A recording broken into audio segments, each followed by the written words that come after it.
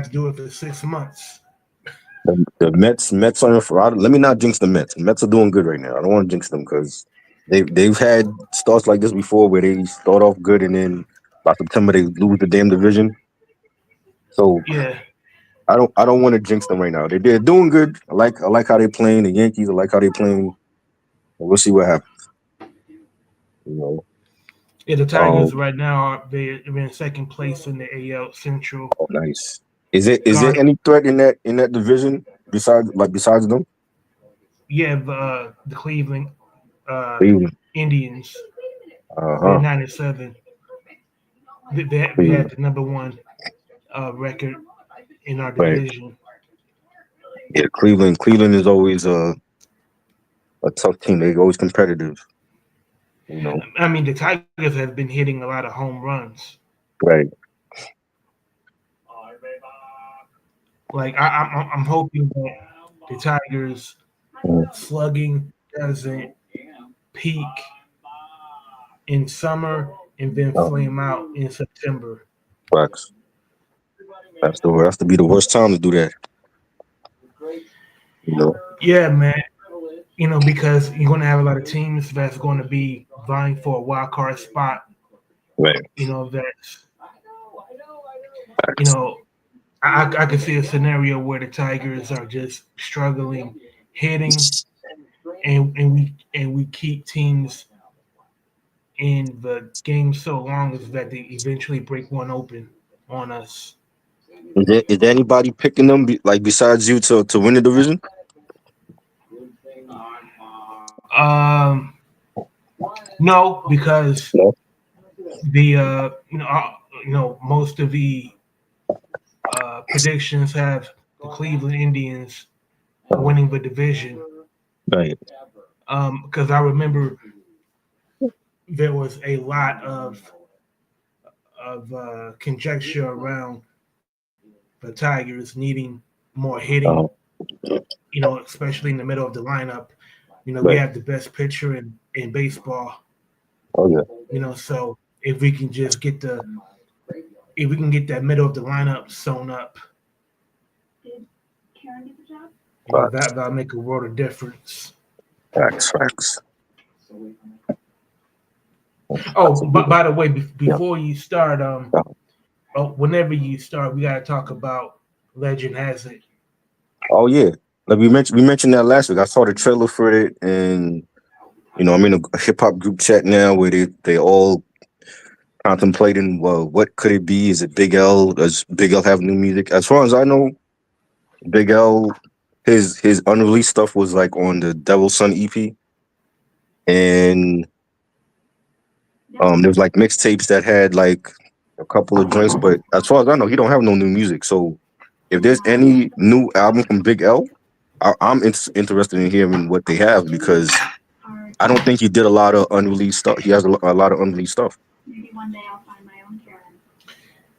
I did see on Big L's uh, official page on Uh-huh. Instagram, they reached out to fans and asked fans what would they like to see on Big L's new album, which I thought Right, was interesting considering that if the album right, is scheduled for release, then they should have, fielded, uh, these kind of expectations hmm. before, preparing release for Big L's new album.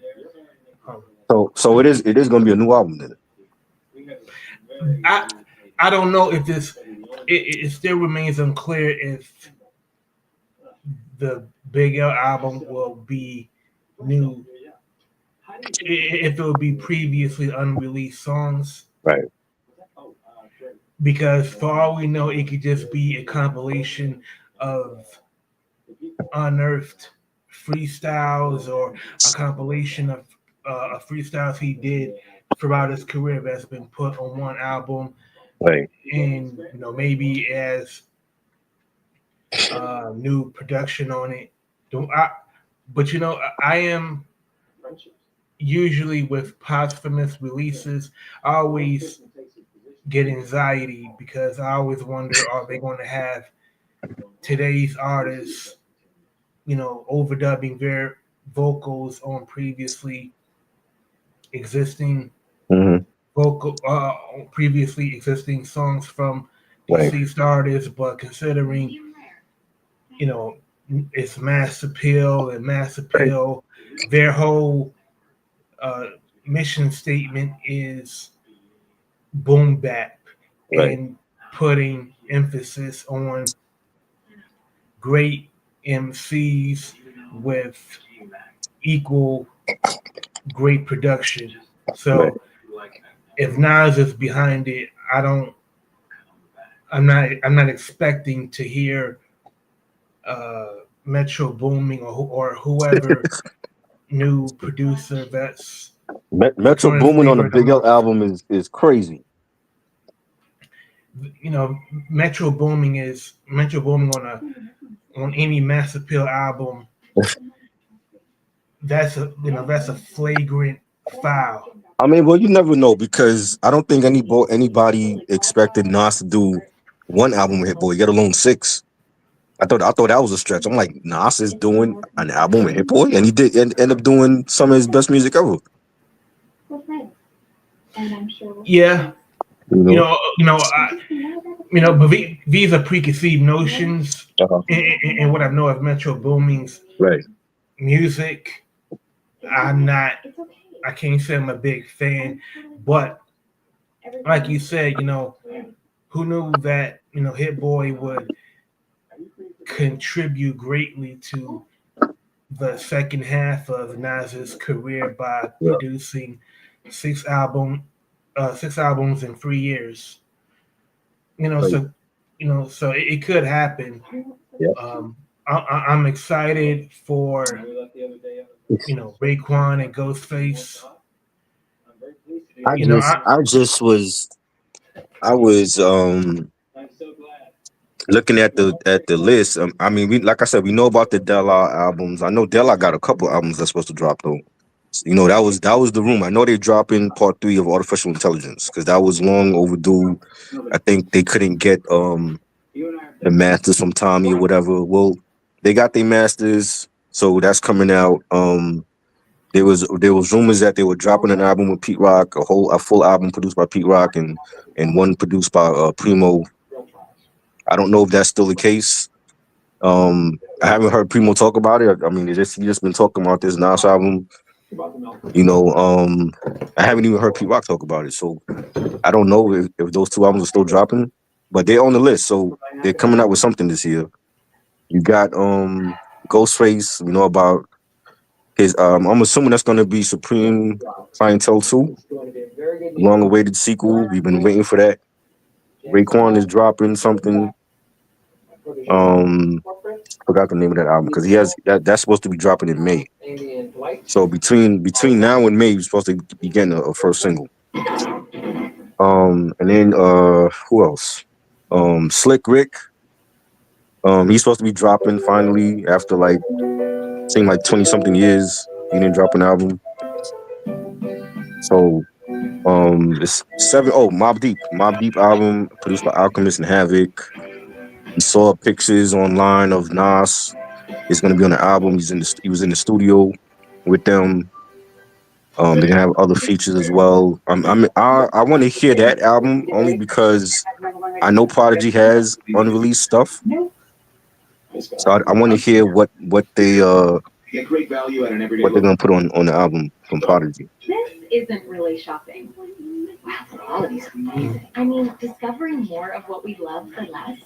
What you yeah,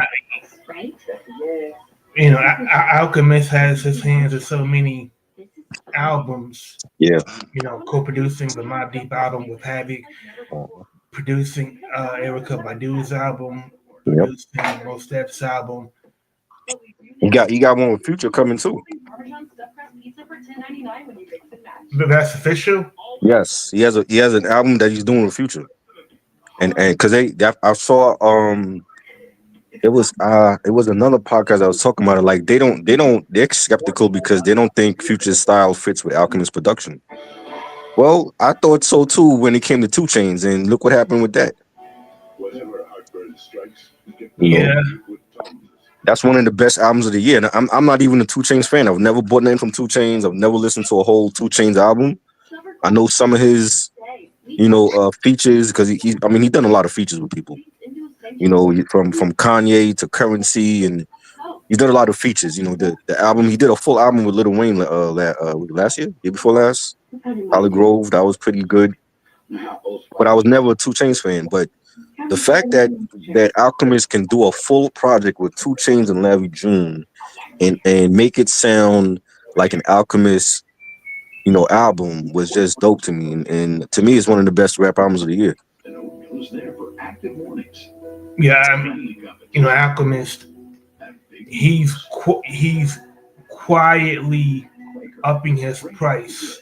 Yeah, You know, sure.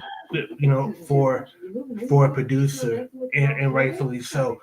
Like, he's doing it the right way. Like, he's taking on projects from artists that are challenging artists, but not cookie cutter, which I respect, and is outside of the boom bap that he's been closely associated with. So Right. when you produce for Erica Badu, you know that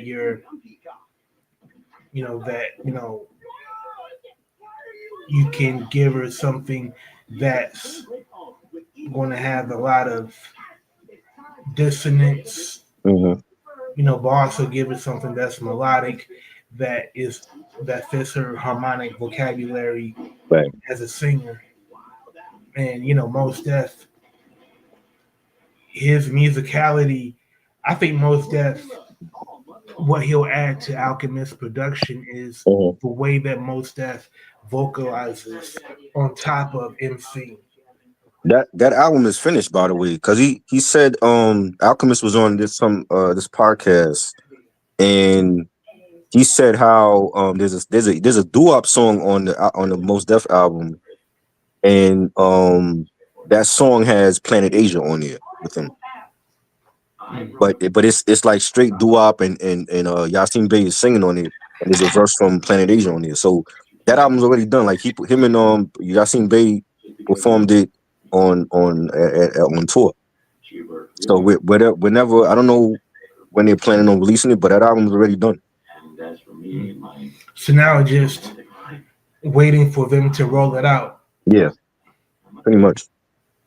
So I definitely think that's going to be a great album. I mean, Yasin Bey to me is a legend from the UTD stuff, the Medina Green stuff, the Black Star, his own projects, Lyricist Lounge. Like he's a legend. So I don't have any doubt in my mind that when that album drops, it's going to be one of the best for 2025.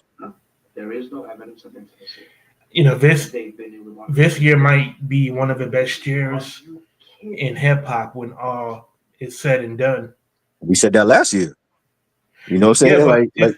but Like, considering that Mass Appeal has announced 7 albums from mhm. 7 legendary figures in hip hop, on top of the Alchemist uh, produced album for Most Well, Def. we don't. I don't want to be like, I'm super skeptical, especially like when it comes to Primo at this point, because like I love Primo. Like Primo is in my top two all time, him and Pete Rock. But like I've always told you, like it's been years since I've heard a full produced Primo album where I kept going back to it, and that hasn't happened since I want to say maybe the first Prime album with him and Royce the 5'9". And he's done stuff since then, but to me, he hasn't put out a solid album with an artist since the first Prime album. You know what I'm saying? Like Mhm. he's done shit for people that a lot of heads, glossed over. Like he did a track for Russ. He did a joint for Chance the Rapper in the past year. He did It was a Miguel. I forgot the name of the Miguel song. He did a joint for Miguel a couple years ago.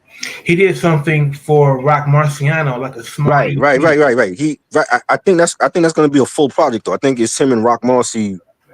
For I don't know if it's been confirmed, but I want to say that's gonna be a full project, right? And if that's the case, that's dope because I've always been a fan of Rock Marcy from the Flip Mode days and the UN group that he was in, and then like his own solo stuff. He's been on a run. I don't think he has a one bad album. So I want to. I'm anxious to hear a Rock Marcy Primo album. The problem is Primo is himself because I don't think he's still in his prime. You know what I'm saying? Like he's great, but we have to call it like we see it. It's like yeah, these dudes are legends, but when they're not as hot as they used to be, we got to be honest and be like, yo, I don't think Primo hitting right now. You know what I'm saying? So like I said, like to me, when that Nas album comes out, and this might be the most anticipated rap album ever. We've been anticipating this album. It seemed like since Illmatic. If this when this album drop, and if it doesn't meet people's expectations, what is people going to say? Well, last year when Nas released that one-off song with Primo, "Define My Name," how did you receive it? I didn't like it.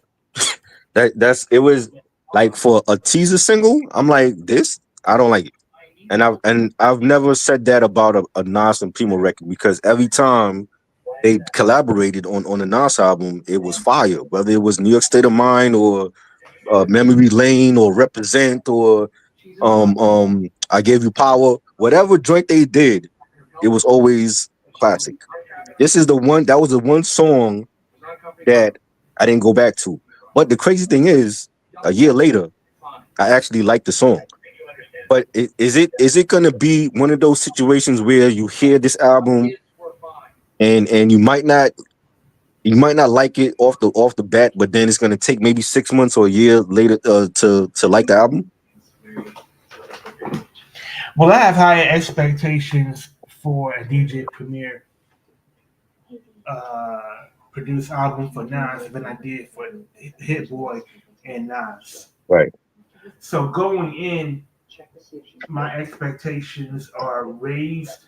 Now I did like to find my name, but I just saw it as them releasing, uh, a Lucy to the streets just Uh-huh. to announce that they're working on a project together. And it sounded like it was very early Right. in the recording process. Like maybe they were just goofing around, and they just felt like, you know what, this sounds, this sounds very loose and raw. Mhm. It's raw enough where you can hear early on in the process that they're just shaking off, the ring rust of not being in the lab together for a few years. Right. Um, but it only takes one banger from Primo, for the wake to be lit again. Right. As far as Primo's production, um,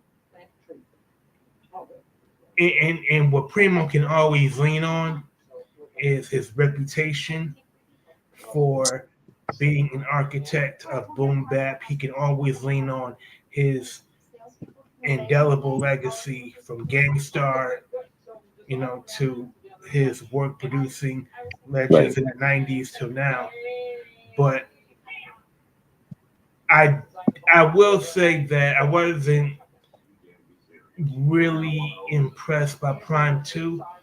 I felt like Prime 1 was so unique, and Prime 2, Mhm. there were some songs on there that I felt Yeah. were That seems to be the common thing that I hear about that album. Like some for for mm, example, I did not like the song with Yellow Wolf on it. right. I felt like number one, even Royce's rhymes on it, it just sounded kind of it sounded like he could have given uh, a different pass with it. Like maybe he Right. could have written different lyrics, different vocal delivery. I wasn't crazy about Flirt with Two Chains. Uh-huh. And I get that people want to branch out and quote unquote grow their audience, but Right. it just sounded like let's reach out to these artists because let's get a piece of that. Uh, let's get a piece of this artist Gotcha. following in Rub. And like when I think of Prime, I think of hard beats with the best lyricists you compare Royce to Rhyme Mhm. on that album. Right. Like what made Prime great to me was hearing J Electronica, Common, Ab Right. Soul, Killer Mike Rhyme over Primo's production. I Gotcha. think Two Chains is dope, but I don't think he Two Chains can rhyme, Mhm. but I don't look at Two Chains being in any of the uh, artists that I just mentioned. Like yeah, like He's not in that class. he has some big hits, and I take him for what he is, and but we know what he's not, and he really um did his thing on the Alchemist album. Like he really like, I've been a big fan of Larry June since like the Orange Print album, but I feel like for Life is Beautiful, like Two Chainz really outshined Larry June on a lot of songs, and I wasn't expecting that. I really, I was expecting Two Chainz to come in and do, his usual thing on there, but like lyrically, he really stepped up on that album, and it was because like you have the Alchemist. Alchemist is not just a beat maker, but he's gonna show you like, yo, like I want you to do it this way. You might have to do this verse again. The beat is gonna sound like this, so I want you to come with like this on this track. Like they got a mini documentary of on making the album on Alchemist YouTube channel. I saw it. I think it was like yesterday or day before. So they were like the way that they planned it was like dope. Like they were in the studio like recording everything. When Two Chains first day came into the studio and was recording with Larry and Alchemist, and they were planning out like you can see them like, oh, they had like a drawing board, and they're like writing out the different song titles and what sounded good and what didn't, and it was a dope little documentary. You know what I'm saying? I wish more artists did that, but like he really surprised me. So, and I've never been a Future fan. Like I know Future. Like again, he's done tons of collabs. There's like one or two songs I remember from him. But the fact that Alchemist is going out on a limb and willing to work with artists that he's never worked with and challenging himself, that's dope to me. And if when that Future album come out and it sound dope, then I'm gonna give him his props. Like, yo, Future sounded dope over the Alchemist production. And it's not the first time. Like there's a Migos song that I actually like, and it's called Jabroni, and it was Migos and Mac Miller. And Alchemist did the beat for that. And I never thought I would like a Migos track until I heard that. Yeah, whenever the Future album with Alchemist comes out, Uh-huh. I'll take a listen, but it'll be a passive listen. Right. Like I'm Yeah, like like I I'm mean, not. I'm gonna check it out. I'm gonna give. I got nothing but respect, even for Primo. Like as much as I feel like I think Primo has lost a step, I'm gonna still check out whatever he got coming out because it's Primo. I grew up listening to this man in my young, childhood and teen years. You know what I'm saying? It's not like somebody like if it was like Metro Boomin, I'd be like, I'm not checking that out. You know what I'm saying? But I got admiration and respect for these legends, so I'm still gonna check out what they got. It don't mean everything that they got now I'm gonna like, and that's okay. I think people are afraid to say that they don't like this or they don't like that because they don't want to offend somebody. I'm like, yo, you got to stay true to yourself though. You know what I'm saying? Yeah. If you make a dinner for the family, and if and you eat the dinner, you sample your own dinner that you made for the family, and you realize like, yo, this steak ain't got a lot of seasoning. I gotta fix it. You're gonna continue to eat that unseasoned steak, or you're gonna go season it up. You know what I'm saying? Well, I'm not gonna make dinner for the family and be like, yo, y'all are eating some bomb ass steak and knowing damn well that I feel like the steak is unseasoned. You know what I'm saying? So and the thing is, but the thing is like a lot of these artists, they on social media, they can't handle criticism from their own fan base. So it's like people want to tiptoe, and I ain't doing all that. I'm like, I love Primo, but if this Nas album come out and it's not up to standards, I gotta call it like I see it. I'm not gonna be like, yo, this shit is a classic when I know it's not, especially if I'm not playing it often. You know what I'm saying? You can't call shit a classic if you're not living with that album or with that movie or with that game or whatever. You know what well, I'm saying? I think it depends on how the criticism is levied. Like I believe like I believe most artists will listen with open ears if the criticism is levied respectfully. Uh, But a lot of times, like even on social media, I'll see people, just say wild, disrespectful things that have nothing to do with the music, right, but they will use something that they don't like about the artist and use that as a way to criticize the artist in the guise of giving, their take on the music. You know, and I see what you're saying. I think Preem, at least for me, like Preem, he's earned yeah, uh leeway with me. Like if I don't like it immediately, I'll listen and try to pinpoint what I don't like about it right. specifically. Oh yeah, And, we're not gonna just come on here. I never come on here and be like, oh, if I don't like something, I'm gonna tell you why I don't like it. I'm never gonna come on here and be like, oh, well, I don't like this, and that's that. A lot of yeah, people will do that. I ain't doing that. I'm gonna tell you why I don't like something or why I do love something. Like, for instance, like the remix that Primo did for the Lala or for Muddy Waters 2.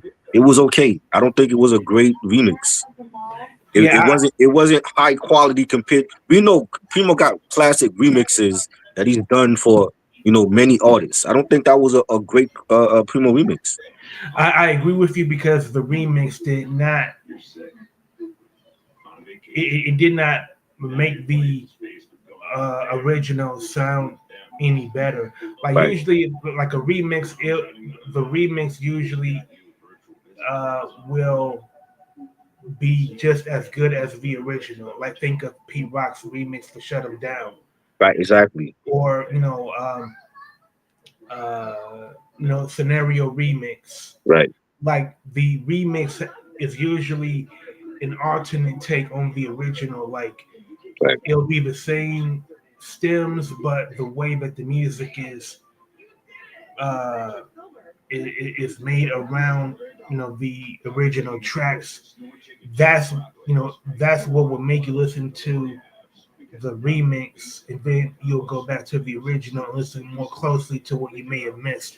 When I heard Preem's remix for Lala, I really did not understand what he did for the remix that mhm, whoever produced the original for Lala didn't do better. right, The temp, like I didn't like number one, I didn't like the tempo. I felt like it was I felt like it was standard fare. Like I didn't right. think it was anything exceptional. Yeah, I mean, Around that, and the remix came and went.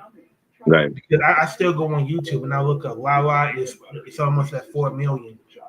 Yeah, and this is what he's been doing. He's been hit or miss for a couple of years. You know what I'm saying? Like um The joint he did on the Dog Pound album. That I like. I like the joint with Rage and RBX. The Dog Pound at the Oh, who last the track on hardest? it. Hmm? Who the hardest? Yes, that was great. That was like the last track on the All We Got is We All We Got album last year from Dog Pound. That was a great song. Definitely enjoyed that. It was good to hear Lady of Rage with Primo again and Graduate Up. But the Russ joint came and went. I don't think a lot of people heard that. Unless you like follow Russ, you missed that. The joint with Chance the Rapper, that came and went. You know, there's so many others that stuff that he's done. I'm like, he had like that little EP joint that he came out with. I didn't like nothing off of it. You know what I'm saying? So, I like I said, like I hope he put like I'm glad they're taking their time with this album and I hope he give Nas some of his finest work. That's all I can ask for. Because I'm not looking at it like the album going to be bad because of Nas, because we know what Nas going to bring lyrically. I'm looking at it like, yo, this squarely falls on Primo's production at this point. If it's not as great as his past shit, I think he's officially going to be falling off. Because if you can't give Nas a solid, great album, and Hit Boy did that 6 times, what are we doing? Yeah. You know what I'm Oh, saying? oh, I am to in the near future, in a couple of weeks, Exhibit's album is coming out. Yeah, It's called Kingmaker. It was pushed back till May 15th, right. and And he I'm had actually mm, I actually from the singles that I've heard, mhm, it sounds very contemplative, very introspective. right. Um, I will say, like, I don't understand why, I don't understand, breaking them up as a double album, considering it's 20 songs. What's the double album? Kingmaker. Oh, the Exhibit joint, the double album? Yeah, it's going to I be didn't even know broken that. up. It's going to be broken. It's going to be like, it's going to be on one CD, but for cassette, it's going to be broken up into two cassettes. Oh wow, And like for vinyl, it's going to be broken up into six sides. wow. I didn't even know. I know he had supposedly got Dr. Dre doing some beats for him. At this point, I don't know if that's really a flex anymore. I don't know, man. Again, Dre said on this too. I mean, because I enjoyed the Marsha Ambrosius album, but the Snoop album that everybody wanted was not good. That Snoop album, to me, well, number one, it came and went because there was too much lead-in time from the announcement of the album to the Mhm. release of the album. Right. Like Snoop is not, to me, the only time an artist can announce an album with months of leading is when the artist is really interesting and you don't hear from the artist very Right. often. Like Kendrick can get away with that. Eminem can get away with that. Mhm. I'm not sure Lil Wayne can do that. You Little know, Wayne is doing it right now. Like he's been promoting for Carter 6, and that don't drop till June. yeah, like the struggle for Lil Wayne is keeping the rap audience engaged and keeping them wanting to hear Carter 6 Mhm. for what for 2.5 more months. I, People's I, I tastes think I think change. is he already. I think he should have stopped doing the Carter after 4. The fact that this is supposed to be the last one in the series, I thought he should have stopped after 4. You know what I'm saying? 5 was okay, remember that was like on the shelf. He had a lot of old tracks on that album, and He's dropping this. That's supposed to be coming out in June, and at this point, I'm not even excited for a Wayne release. I think his best years are past him. If maybe he can shock us with this, but I'm not expecting nothing big with it. You know, I didn't even realize the Exhibit album was gonna be a double album. But even with Exhibit, it's like I haven't listened to an Exhibit album since Man with Machine, and I enjoyed that album, but that was years ago. Well, Man versus Machine, that was in 2002. Hmm. Like so much has changed, since then. Like 50 Cent was still, you know, grinding, putting out mixtapes in New York City. That was before he assigned to Shady Aftermath. Hmm. You know, Yeah. Rockefeller was still Hmm. going. Yep. It's been that long. It's been that long to I see, and I have Weapons of Mass Destruction, and I have never played it. You know what I'm saying? I remember I bought a CD lot, and the seller had threw that in there. I've never played it yet. And the Napalm album I totally skipped over. So I have not listened to Exhibit in like 20 something years. An Exhibit album. So I I, don't I know what think to expect. I think that Napalm album is like an Ice Cube. It's the equivalent of an Ice Cube album from the 2000s. He had like a It's like Timberland joint on there. yeah, like Exhibit and Cube, they can rhyme, but if you when you buy a new album, you know that you're not, that you're not going to be blown away by their Right, current work because you've heard better from their older work. right. It would be like, man, like even with the LL Cool J album, Hmm. I liked it, but I didn't think it was rap album of the year. No, no. I didn't think it was a top five rap album of 2024. Hmm. To me, it may be one of his best albums in the last 25 years Hmm. because it's definitely better than Authentic, better than Oh yeah, 13, better sure, than Goat, better than for sure. Phenomenon. So his, uh, his past albums has a lot of filler. Yeah, So agree. when LL came with, some joints with substance, it's easy to rate it, better than what it really is. Mhm. I thought the LL album was good. I mean, he sounded fresh. He sounded different on the album. He had great production for once. From Q-Tip, and it gave me native tongue sound, just LL over those beats, and he didn't clog the album with a lot of features, and I thought it was a dope album. Yeah, definitely one of his best in Goat, because I didn't all those other albums after Goat, I hated them shits.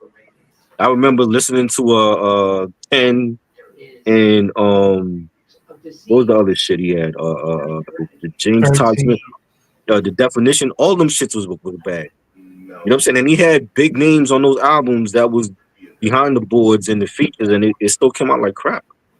You know what I'm saying? And he took a long time away and came back refreshed, and he sounded good.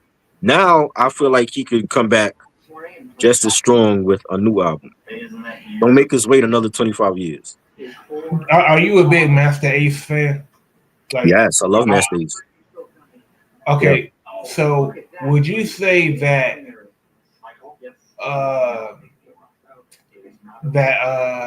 the Force, the Mm-hmm. project Ella put out last year, Mm-hmm. is it as good as Disposable Arts from 2001? Oh nah.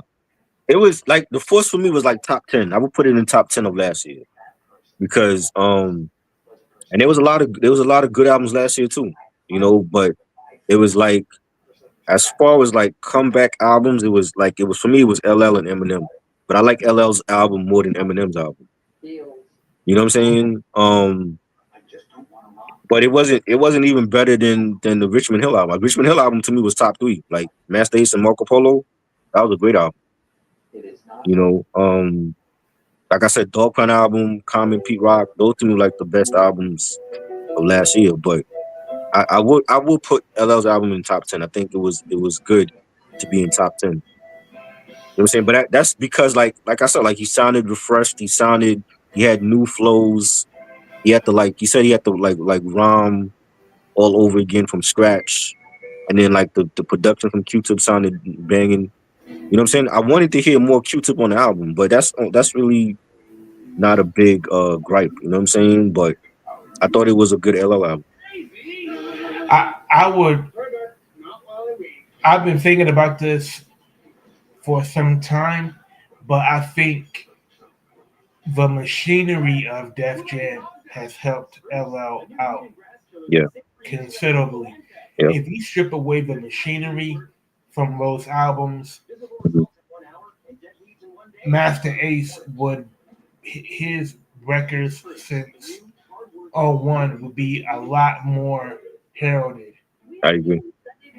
I mean, like long summer night from was it '04?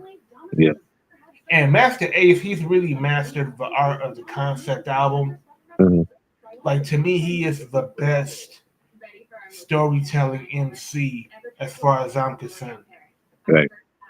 Because all of his albums since '01 has been based uh, on a narrative involving a fictional character Uh, and is loosely based on his life, right, but he makes it interesting enough that there's like an underlying thing to it. right. So you're not just listening to a rap album, but you're listening to like a possible cinematic movie on wax. And that's what he did with the first two albums with Marco Polo. It was cinematic and it told a story, and that's what he did with the Sonny Yvonne album, him and MF Doom, and yeah, like I agree, like he's mastered the concept. I wish more people would do more concept albums. You know what I'm saying? But yeah, like Master to me, like I think he's making some of his best music now. You know, in his later years as an artist. You know what I'm saying? And it's great to hear. And props to LL for coming back with a good album. My favorite album in 2018 was A Brooklyn Story. Yes, that was a great album too. And there's a song on that album called American Me, Hmm. and it's dedicated to Khalif Browder. And if you're familiar with Khalif Browder's story, it's very moving. Right. Um, Especially after seeing the documentary on his life,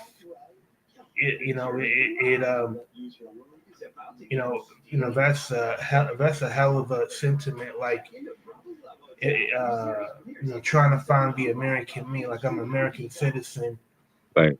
I, I'm supposed to be proud of the red, white, and blue, Hmm. but does the country even look at me as a quote unquote true American? Right. And if you listen to not just that song, but Sunken Place and um, King's, um, the joint with Pharoah Monch, Yeah. Master Ace is a brilliant mind. Like he takes his time making albums, and I appreciate that.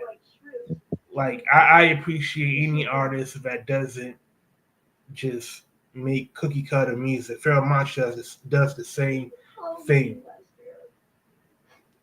Yeah.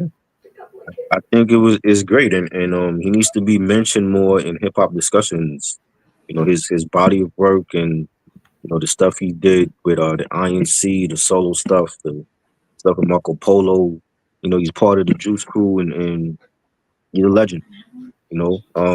Definitely one of the best. I may have to revisit the INC because Oh yeah, you said you didn't like that album, right? yeah, I never was a fan of that period, Right. and Yeah. there are a lot of people that I respect that really dig that album. And it's like, man, Mhm. they talk about that album with so much reverence. Like Mhm. maybe, like I feel like I need to go and listen to that album. Yeah, man. And It was a game change. Well, I want to say it was a game changer for um East Coast. Like when all this stuff was going on with the East and West and Biggie and Pac, Death Row and Bad Boy, and Master Ace comes out with the joint called Born to Roll, and that, you look at the video, that was about like the LA car culture out there. You know what I'm saying? Like they take their car seriously. They have their car conventions with the low riders and the customization of them, and you know what I'm saying? Just like how we have the car show over here, but I think like the car show is part of like LA culture, and it was great to see that, and it just sounded like a West Coast joint, but it was done by an East Coast artist, and the whole album gave me that feeling. You know what I'm saying? And I was like, that's just why I tell people, I'm like, when y'all talk regions, that should never come up, because most of y'all that love Primo, guess where Primo's from? He's not from here. He's from Texas. You know what I'm mhm. saying? And that is on him as a producer is on a lot of people's top five or top producer list all time. But then they want to throw the regional shit in there. I'm like, yeah, but y'all love Primo, so automatically that regional shit goes out the window. It took me a while to realize that the change from cold chilling to delicious vinyl is the main reason why the sound on Slaughterhouse was so different. Mhm. Like to go from Marley Marr to like this mix between G Funk and Miami bass. Right, I guess it's because Delicious Vinyl was based in LA, right. so he's going to soak up what's happening on the West Coast. Mhm. Um, but yeah, like you know, Master Ace, he took his bullets. He took his lumps. Like not everybody was digging that sound, but it made a dent. I mean, like even if you look at was it Born to Roll? Yeah. They shot that at I know they shot it at a beach, but you can see Big L there. Mhm. Exhibits in the video. Um, Buck Wild is in the video. Yeah. Like that was pretty much him just trying to shake the image of him as being like the skinny nerd from Brooklyn and just being on the West Coast and being absorbed in car culture and chasing Right. women and doing this thing. Yeah. I think that's a great album, man. And he had Lord Digger with him and Paula Perry and they could have been a great stable if they had stayed together. I know he had issues with Lord Digger, and Lord Digger was like doing his solo thing at one point, and Paula Perry had her solo album, and you know what I mean. But for that time, like Sitting on Chrome was just a banging ass album. It was just done by East Coast artists that was influenced by the West Coast G Funk out. What was going on out there. Yeah, last I heard of Lord Digger, he was signed to Game Recordings, Yeah, and yeah. He that came was out with a joint called My Flow Is Tight. He had sampled the Price Is Right theme song from the game show. yeah, it was like for a 12-inch Yeah. single. So that was like, I remember like when the college radio stations were playing that was huge. Hmm. You know. It was just unfortunate that through no fault of his own, Mhm. Game wasn't really a label that released LPs. Right. Like uh, like if he was signed like maybe to like Walkers, he would have gotten maybe a bigger push Right. because that was hot in the streets. Oh yeah. When Definitely. college radio was behind it. and timing is everything, man. Like once the buzz is gone, Yeah, once anything you put out after that is gonna fall flat. It's like nobody heard it. right. Yeah, and yeah, that was definitely a great album, and yes, I mean, I was really like a fan of his, like when the Slaughterhouse album came out, when he came out with Jeep Ass Niggas Hmm. and Saturday Night Live, like that's when I became, because I kept seeing that video on Video Music Box all the time. You know what I'm saying? And I knew who he was, but I wasn't really checking for him until Deep Ass Niggas came out. And I'm like, yo, that's a song that everybody could relate to, because especially in New York when we had like, the Jeeps, the Pathfinder Jeeps and Land Cruisers going by, and everybody was bumping something. You know what I'm saying? So I'm like, this song is banging, and that's when I became like a real like full-fledged fan of him. Man, like those Pathfinders always I remember like watching Rap City, Hmm. like nine had that in the video. I remember what was that video? What you want? Yeah, yep. And he was rolling through Times Square and all that. Yo, yo, no, like, I'm not trying to clown him, Uh, but I thought he looked like a bootleg Method Man. I thought like yeah, if you reduce Method Man like to a gruff voice, that would be nine. yeah. His hair was wild back then. Yo, and also he was on New York Undercover. Hmm. I remember that. like like I felt like New York Undercover was a blessing for a lot of rappers because like Yeah. that's like if you want to get like your SAG card, Hmm. especially if you're a rapper, the quickest way for you to get an acting role was to play like a goon, Right. play a street nigga, or just be yourself. Hmm. Like you remember when Sticky Fingers was on New York Undercover? Yep. I remember that. Yo, I like Sticky. He did a. It's not great. Like like it's not like it's nothing mind blowing. But I felt like had he been given more roles, Yeah. given more serious roles, he could have had a decent acting career. But I mean, I remember Biggie, Hmm. Yo Yo. Man, that was the shit, man. Like, Speaking of Onyx, they got a new album out called Lower East Side. Have you heard it yet? nah, I didn't even know they even had Yo, that one. that shit is fire. They got a joint called Black Skinhead. That's dope. Tear Shit Up is a single. We have a video for Tear Shit Up out now. Um, they did a rendition of Run DMC's Rock Box. That sounds dope. I'm like, yo, like Onyx been dropping, still dropping heat, after all these years, and I'm like, yo, that's I've been really that came out last week. I've been playing it since Friday. You know what I'm saying? I'm like, yo, this is a dope album. I really really enjoying the new Onyx album. What's the name of the album? Lower East Side. Really? Yeah, Lower East Side? Lower East Side. That's the name of it. I thought that was like I don't know if not to be funny, man, but Uh, man, I wonder like how does True Life feel about that? Because like True Life, um, like he repped that Lower East Side yeah, stuff that's to that's the fullest. that's the name of it, man. That's the name of the joint, and is I think it's like what like 12 tracks. Fire. And they didn't even produce it. It was like some other producer.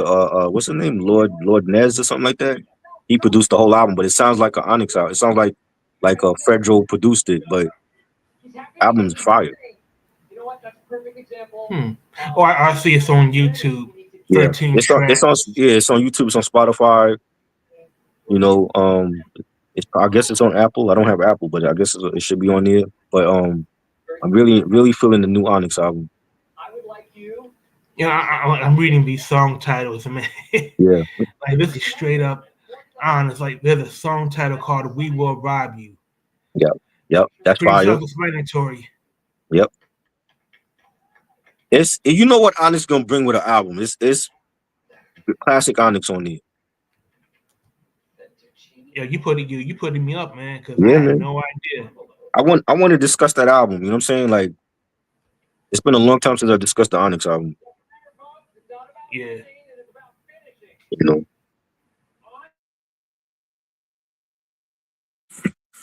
Yep. But that joint is fire. I know Bernadette like Price, Sean Price's wife. She's dropping the album. I want to say it's tomorrow or Friday. It's coming out.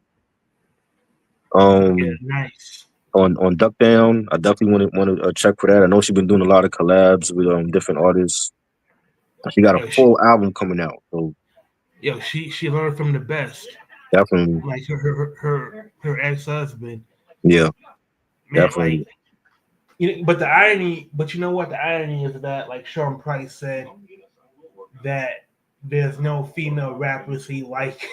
right, So he would like his wife on the mic the most. right. How would he? Yeah, what would he think if he was alive right now? What would he say about that, or would he even let his wife do a whole album? You know, I do know that. Well, I can't say, but I do know. Mhm.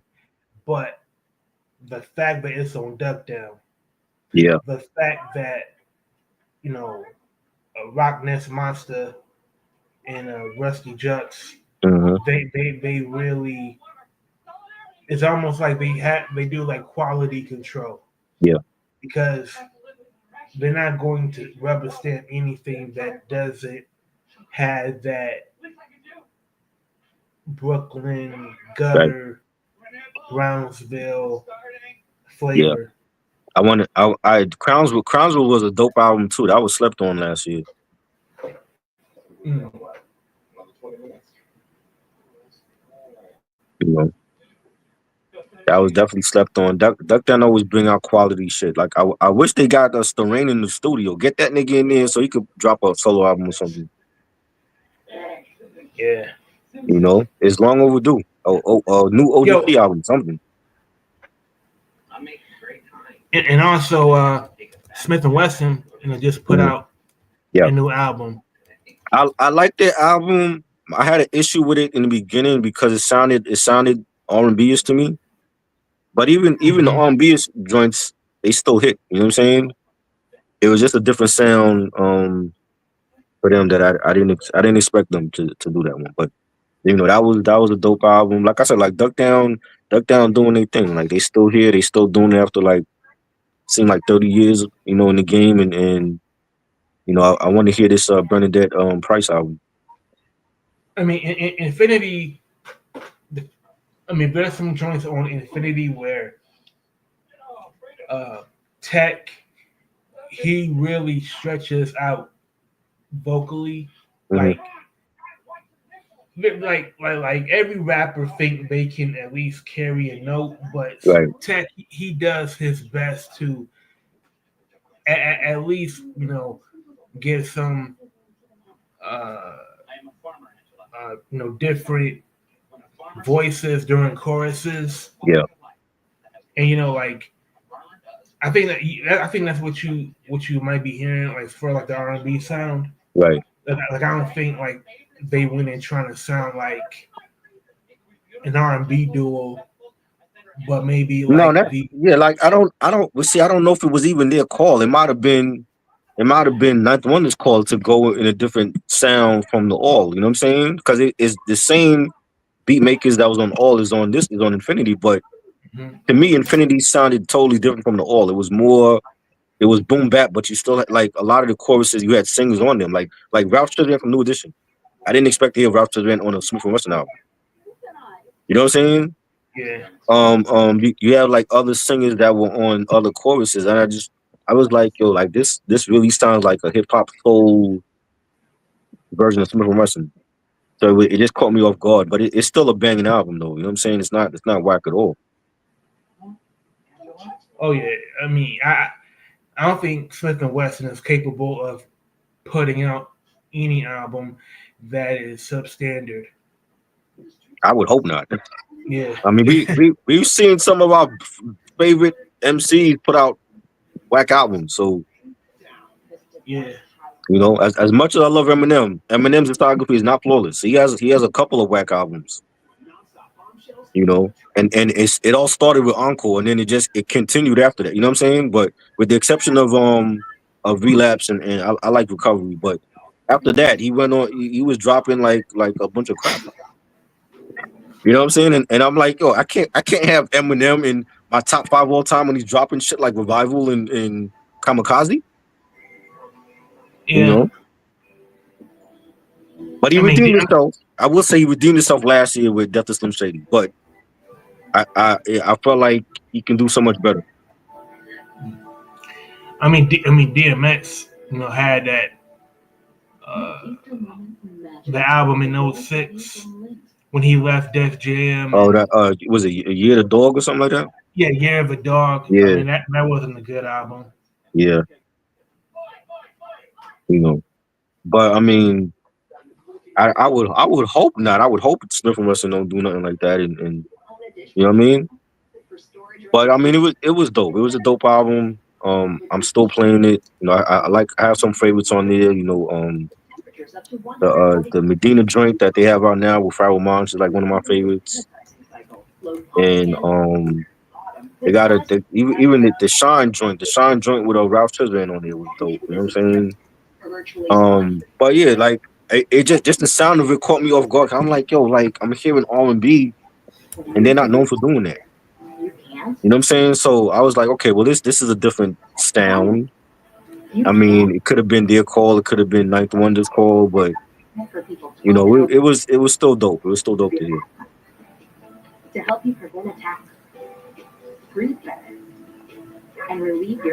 You know what I mean?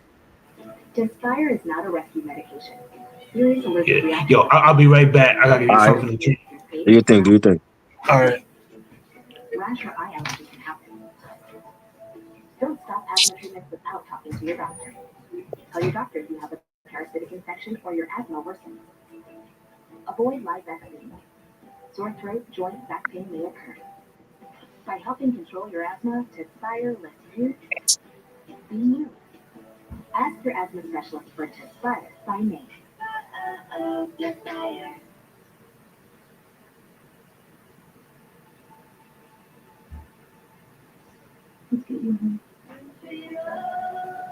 Paying your rent should count for something.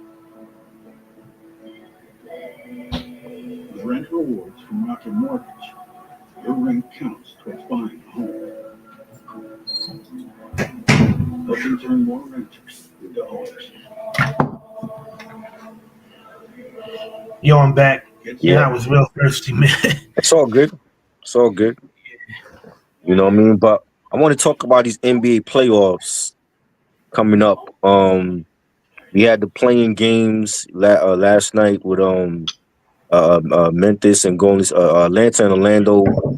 Orlando won that game, so they'll be taking on Boston in the first round. They actually got a good season record against Boston since 2022, but as that don't mean nothing because Boston still won the finals last year. But they'll be playing them in the first round. You got Atlanta's gonna play, I think Chicago.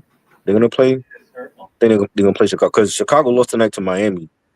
So Miami's gonna be taking on Cleveland. That's gonna be the 2-7 matchup.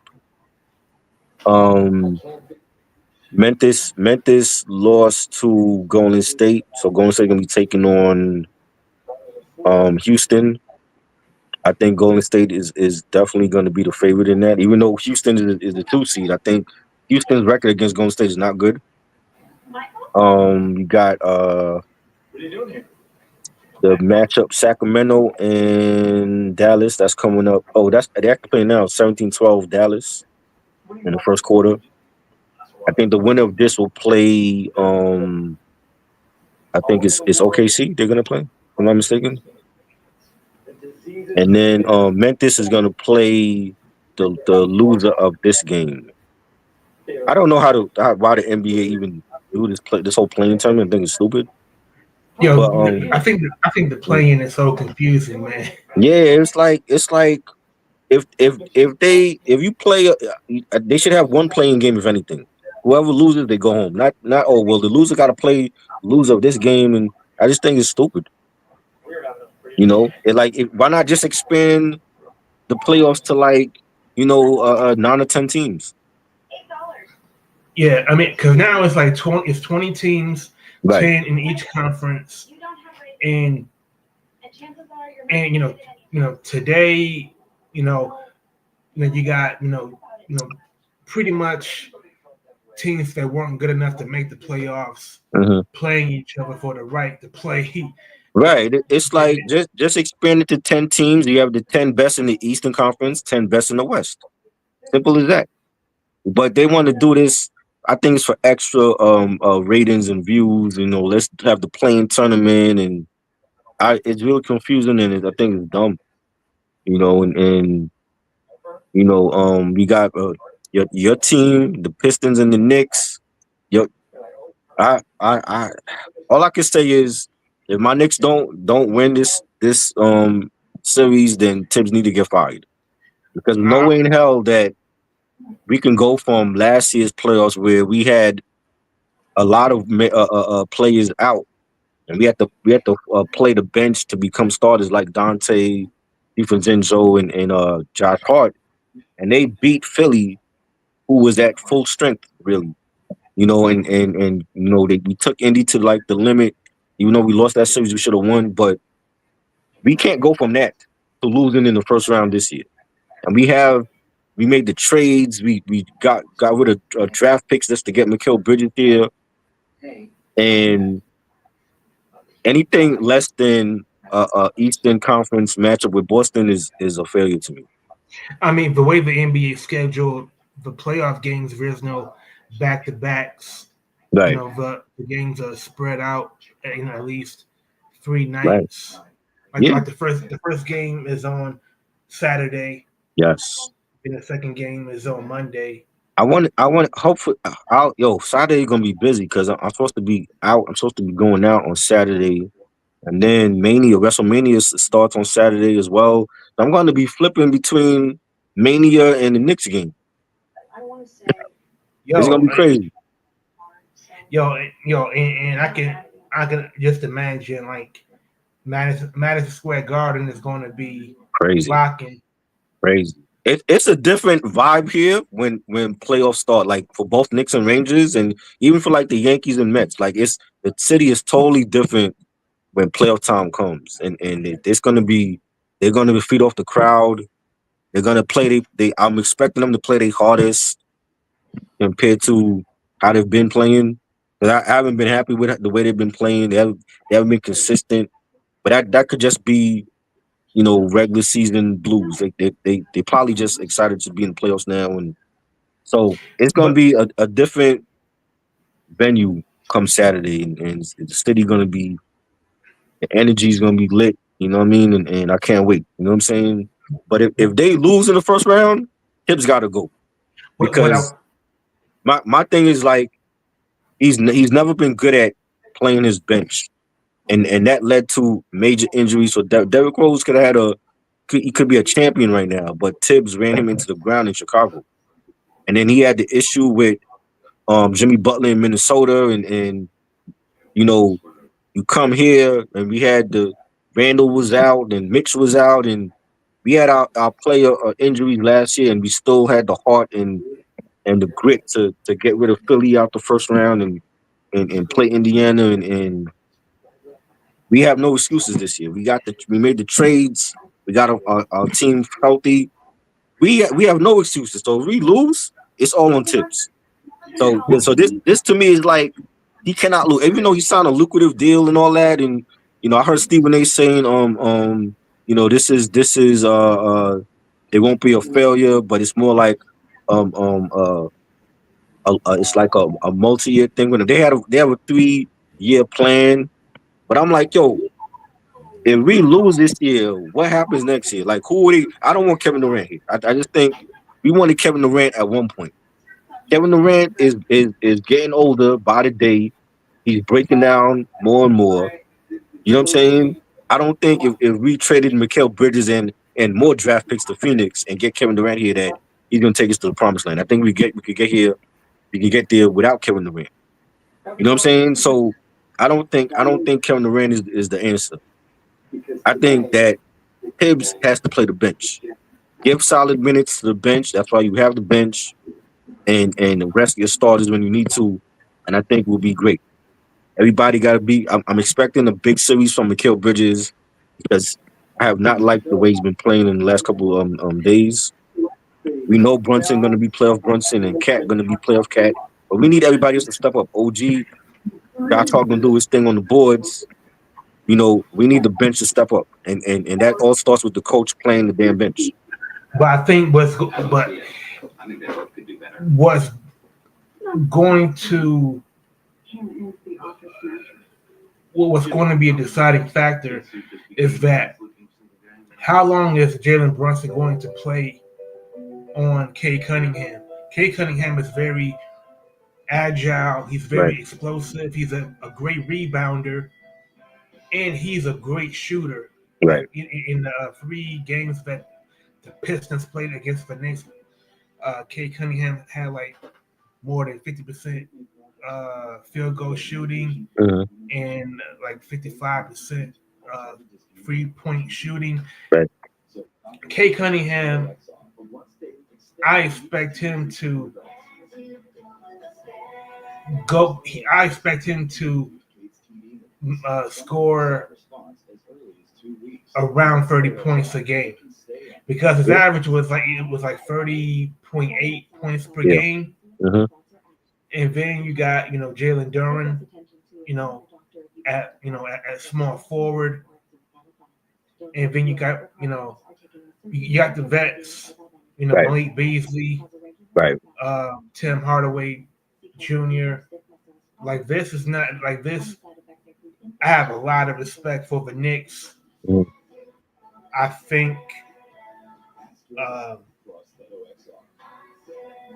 the unprovenness of the Pistons is going to cause the Knicks some problems because they could, it's one thing to prepare, for one opponent during the regular season, but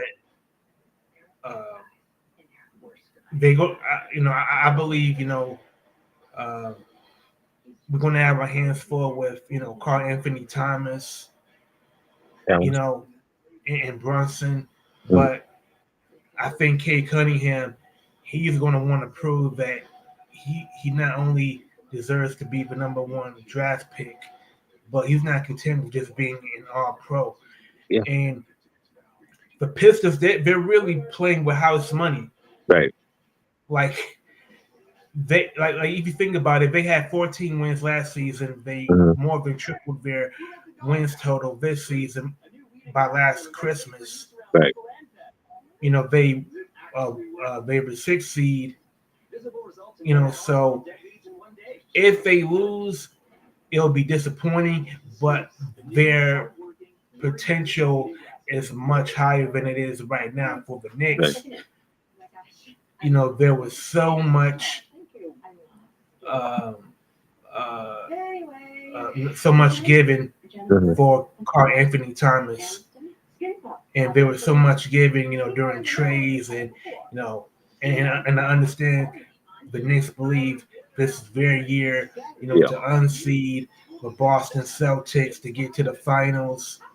So if the Knicks were to lose to the Pistons, it would be embarrassing.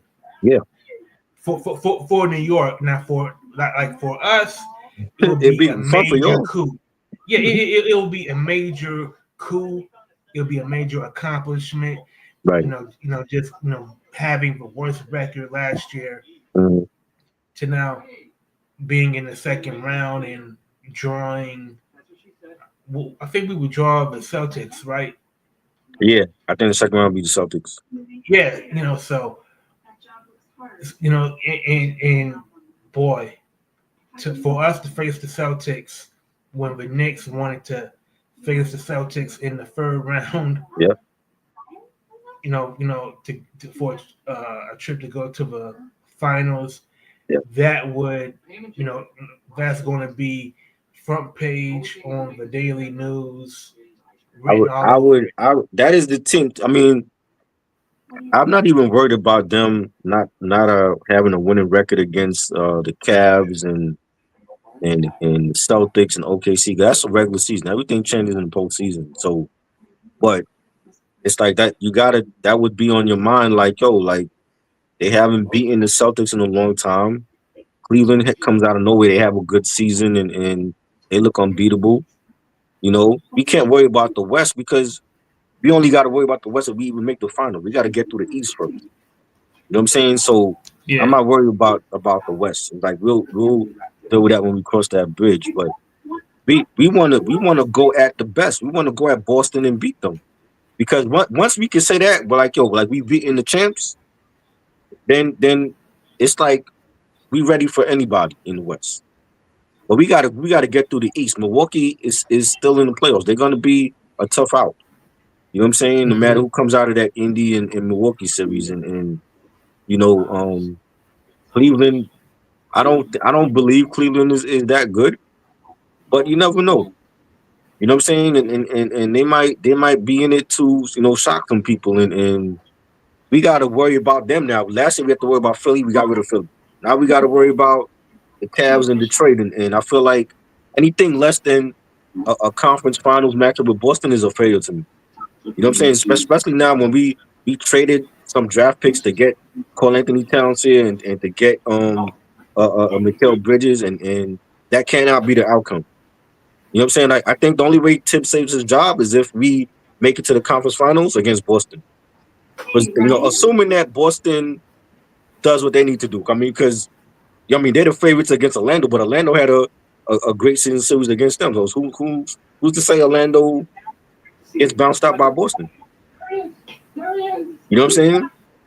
Well, if the if Knicks lose to us, whoever Knicks going to hire as coach? I like Mike Malone and the other Mike in Phoenix, Mike Bunninger, whatever his name is, because they both got championship rings. Tibbs ain't got no ring, and I think Denver unfairly fired Mike Malone. I know there was issues with the players and supposedly Jokic liked them. But if management, that should tell you something. If the front office not even listening to their All-Star championship big man, and they still went ahead and fired Mike Malone, what does that tell you? And they cleaned the house. Like I think they got rid of the GM also. So Mike Malone, I'm looking at him as future coach if Tibbs don't at least get to the conference finals this year. You know what I'm saying? So he won a chip with Jamal Murray and Jokic, and I think he'd be perfect for the Knicks, having Brunson and Cole Anthony Towns, getting them to the finals.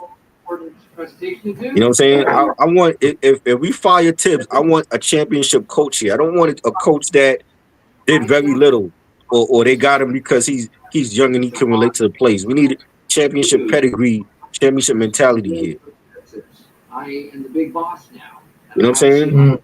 And we had that many years ago with the Zen Master with Phil Jackson, but Phil Jackson wanted to be a damn GM and not a coach, which I didn't understand. Well, you may. Does that always work? Because there was another coach in Knicks history that had championship pedigree that didn't lead the Knicks to a championship. And that was Pat Riley.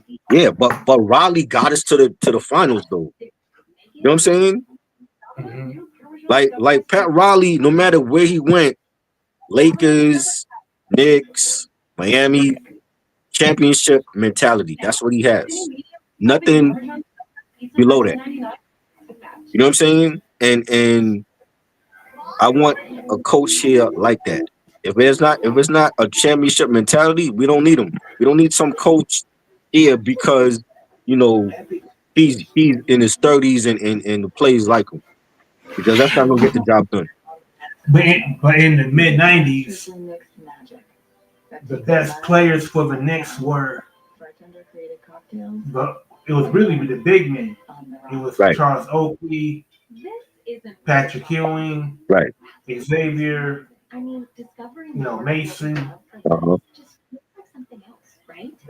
Carl Anthony Towns doesn't really inspire Yeah, well, you got to get toughness. over that because if you have, I think the players have way too much input on who should be their coach, and you the player. You get paid to play. You don't get paid to coach. If that was the case, you would be on the bench, you know, drawing up plays for the team. You know what I'm saying? If Carl Anthony Towns has an issue with Tibbs, he got to get over that because we all trying to get to the promised land and bring a chip to New York since the '70s. You know what I'm saying? And Carl Anthony Towns is a great, player that he got to put aside his ego and be like, yo, I came to New York. I'm from here. I want to win a chip for my hometown team. That should be the number one goal. Not, oh well, I got beef with Tibbs because I just don't like him and he was this way in Minnesota. You're not in Minnesota no more. That team is gone. You know what I'm saying? That team had Jimmy Butler. He's with Golden State. That team had Andrew Wiggins. He's with who's with I don't remember who Wiggins is with. Miami. I think he's with Miami now.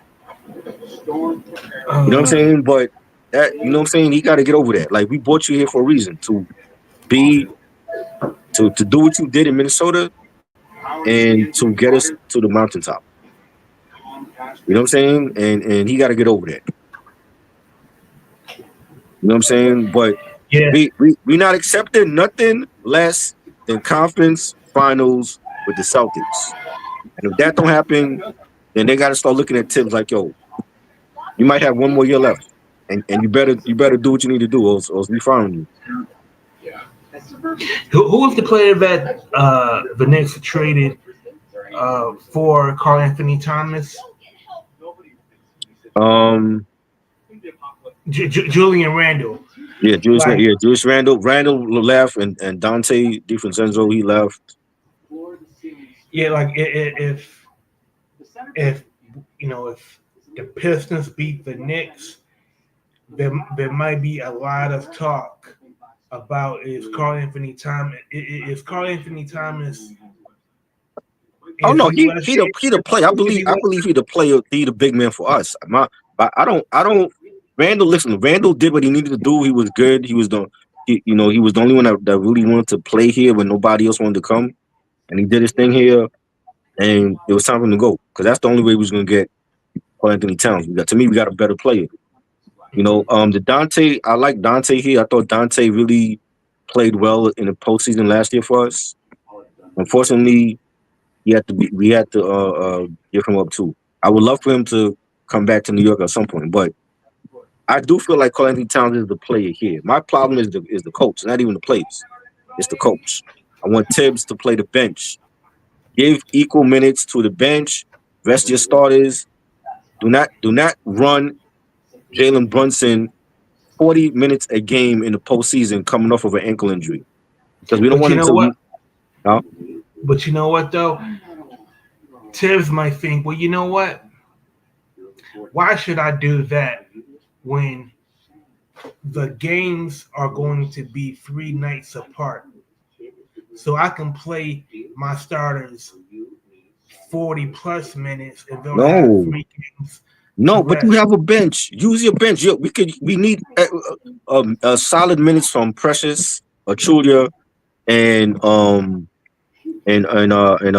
Miles McBride and Mitchell Robinson. You utilize your bench. That's why we have a bench so that we can rest our starters. I don't want Jalen Brunson or any major players to have another injury just like last year. Last year we were playing with a short roster and somehow we were able to knock off Philly and take Indy to the limit. That shouldn't happen this year. We have full strength now. There's no reason for us to be playing Cat and Brunson 40 plus minutes a game.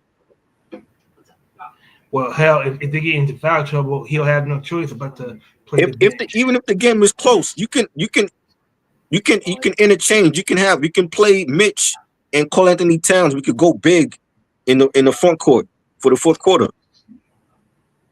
You You know what I'm saying? Or we can have Precious at the 4 and Cat at the 5. Yeah, You I know what can I'm see that. saying? They can. You know what I'm saying? If we can have McBride come in and give us some minutes and some scoring off the bench, they can. It's doable. Like they have players on the bench that can do it. It's just that the coach is stubborn and he's been like this from day one, and he hates playing the bench. He better play that bench. He better play that bench because if we lose because he didn't play the bench, then he needs to get fired. I don't care what lucrative deal he had in place, and you know, oh, this is the 3-year plan. No, he needs to get fired this year. Not when you got Mike Malone out there who won a championship with Jokic that can do one that's going to actually play his bench. You know what I'm saying? So that to me, and I need Mikal Bridges to have a big series because he hasn't played good in the last couple of games. And you now you have the Knicks fans starting to wonder like, yo, did we make a mistake trading away draft picks and for your ass from Brooklyn? Did Brooklyn get the better part of that deal? I know New York rappers. They're counting on the Knicks, to make it to the Eastern Conference Finals, man. Because man, if they make it to the finals, man, there's going to be so many rappers trying to make that New York It's gonna Knicks be intro. crazy. I have never went to a Knicks parade ever because they last time they won, I wasn't even born yet. That's how long it's been. You know what I'm saying? Like But, but I've been fortunate enough to see the Giants have a parade, to see the Yankees have many parades. You know, I was 8 years old the last time the Mets won a championship in '86. They have not won since '86, and they've been to but two. They've been to how many World Series they've been to since then? One, I want to say. They've been to one world. No, they've been to two World Series since '86, and they lost both. They lost to the Yankees in 2000, the Subway Series, and they lost to the Royals. I want to say that was 2016. well, But uh, at least with New York, y'all have won titles in each of the major professional sports. The Lions have never won a Super Bowl. right, Think about that. In the Super Bowl era, we have never we've got into the NFC title game. That was in 2023, but we right. never made it to the Super Bowl. The way you feel about the Knicks, I feel that way about the Lions. I'm thankful that I was able to see the Pistons win their third title in '04 against the Lakers. Yeah, I'm thankful that I got to see the Red Wings winning in '97 and '98, and then in '02. right. Now with the Tigers, they made it to the World Series in 2006 and in 2012. They lost both of those World Series. So I know about champion. I know about feeling Right. pain after a heartbreaking loss. Mhm. You know, And I just was like, even when we lost to Indy, I'm like, we took them to the limit, but we still should have won it because we played so hard. It was like it was just too many injuries that was adding up, and we just couldn't do it. But we have no excuse this year. This year, everybody's healthy. We made the trades. We got people here. We made our bench stronger. It's on Tibbs now. Play that bench. He must play the bench. I don't care if he doesn't want to. Management should go to him on Saturday morning and threaten him like, yo, if we lose this series to Detroit and you don't play this bench, I'm firing mm-mm. your ass. I'm ripping up that contract. It ain't gonna be no 3-year plan. We're gonna sign Mike Malone in the offseason. Yeah, You know what I'm saying? I'm thinking about going to a sports bar downtown to watch the game. Man. I wish I had Tibbs phone number. I would text him that same shit. Like, yo, you better play that bench on Saturday. I want to see Mitchell Robinson in there. I want to see Being run ragged. I want to see plays on that bench. I don't want to see Brunson playing the whole damn game. He needs his rest. He's coming off a serious ankle injury. And same with Cat. I want to see Cat and Brunson well rested, and even Josh Hart, it was banged up. You know what I'm saying? So He got to play that bench. And I need Mikal Bridges to step his game up and give us at least 20 to 25 points in the series. Like be that third option, because the offense, when you look at the offense is running through Brunson and Cat. It's like everybody else got to get their points when they could get it. Like OG, Josh Hart is good for us on the boards, but Mikal Bridges needs to step up as the third scorer. And we don't have that. We you know what I'm saying? We the offense is running through two guys. We need that third scorer. Who's gonna step up? Is it gonna be OG, or is it gonna be Mikal Bridges? Or is it gonna be somebody from the bench? Yeah. 24-hour moisturizing body wash that locks in 4 times the moisture. Yo, just while we on New York sports, Yeah. Clean moisturizing is body wash what's it looking like as far as like the Giants? As far as The Giants, I know they're holding private workouts for like 3 other quarterbacks, for Shador Sanders, and there's 2 other quarterbacks they mentioned that they holding private workouts for. My thing is like this: if you holding private work, and they saying the owner's there too, so if the owner's there and you're holding private workouts for these other QBs, we all thinking you must be going for QB, right? Because if you're not going for QB, why hold these workouts for them? Like if you're already set on getting, Abdul Carter or Travis what's the name, Travis Hunter, then why would you hold these private workouts for the QBs? You know what I'm saying? So my thing is, I think they're really going for the QB, and everybody's just assuming that they're going for the defensive player. But to me, they need the QB, because why would you, if you signed Russell Wilson, you signed Jameis Winston, they're not going to be here after this season, more than likely. They only signed for like 1-year deals. You're not going to rebuild the team around them, right? Why not get your quarterback now, your quarterback of the future you get now, so that we don't have to go through this again next year? And if they try, because if they're trying to win now, you're not going to be in a position next year to get a top 3 pick. That's why it don't make no sense. It's like why sign Russell Wilson if Russell Wilson is trying to win? Why sign him here? Because to me they're on the team to compete with anybody in the division or conference, right? If you're trying to win now to save the GM and the coach's job, then we're not going to be in no position next year to get a top 3 QB. So why not? Look at why your not? division. Huh? Just look at your division. You got Jalen Hurts. You got Jaden Daniels. You got Dak Prescott and Russell Wilson. Right. We're not beating none of those teams in our own division, yet alone the conference. We ain't beating the Niners or the Rams. You know what I'm saying? So it's like, I don't understand the whole thought process. If you're trying to win now, why would you? Then how are we going to be in a position next year to get a top 3 QB? Make no sense. So why not use your top 3 draft pick on getting your quarterback of the future right now? You know what I'm saying? Their whole mentality is screwed up. That's why we are where we are, and that is why they let Saquon go to the enemy and win a Super Bowl, because they whole culture of winning is off. You know what I'm saying? It's like that doesn't make no sense. Russell Wilson is trying to win. Why would you sign him here? We're not ready to win. He could have re-signed with the Steelers, but because I'm reading the New York Post right now, dated actually today, and it says the expectation is quarterback Cam Ward goes number 1 to the Titans, and either cornerback, wide receiver Travis Hunter, or edge rusher Abdul Carter goes number 2 to the Browns.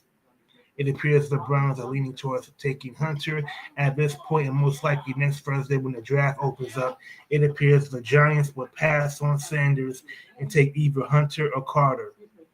That makes no whichever sense. player is there for the taking. If we unless they go after Abdul Carter or Travis Hunter at the 3, and then they use one of their later draft picks to get, this. I keep hearing about Jackson Dart and there's another QB. I think the QB from Alabama, whatever his name is. But unless they try to do that, But my whole thing is like this: are any of those QBs going to take you to the Super Bowl, or do they have the mentality to know that they're not going to start right away? You know what I'm saying?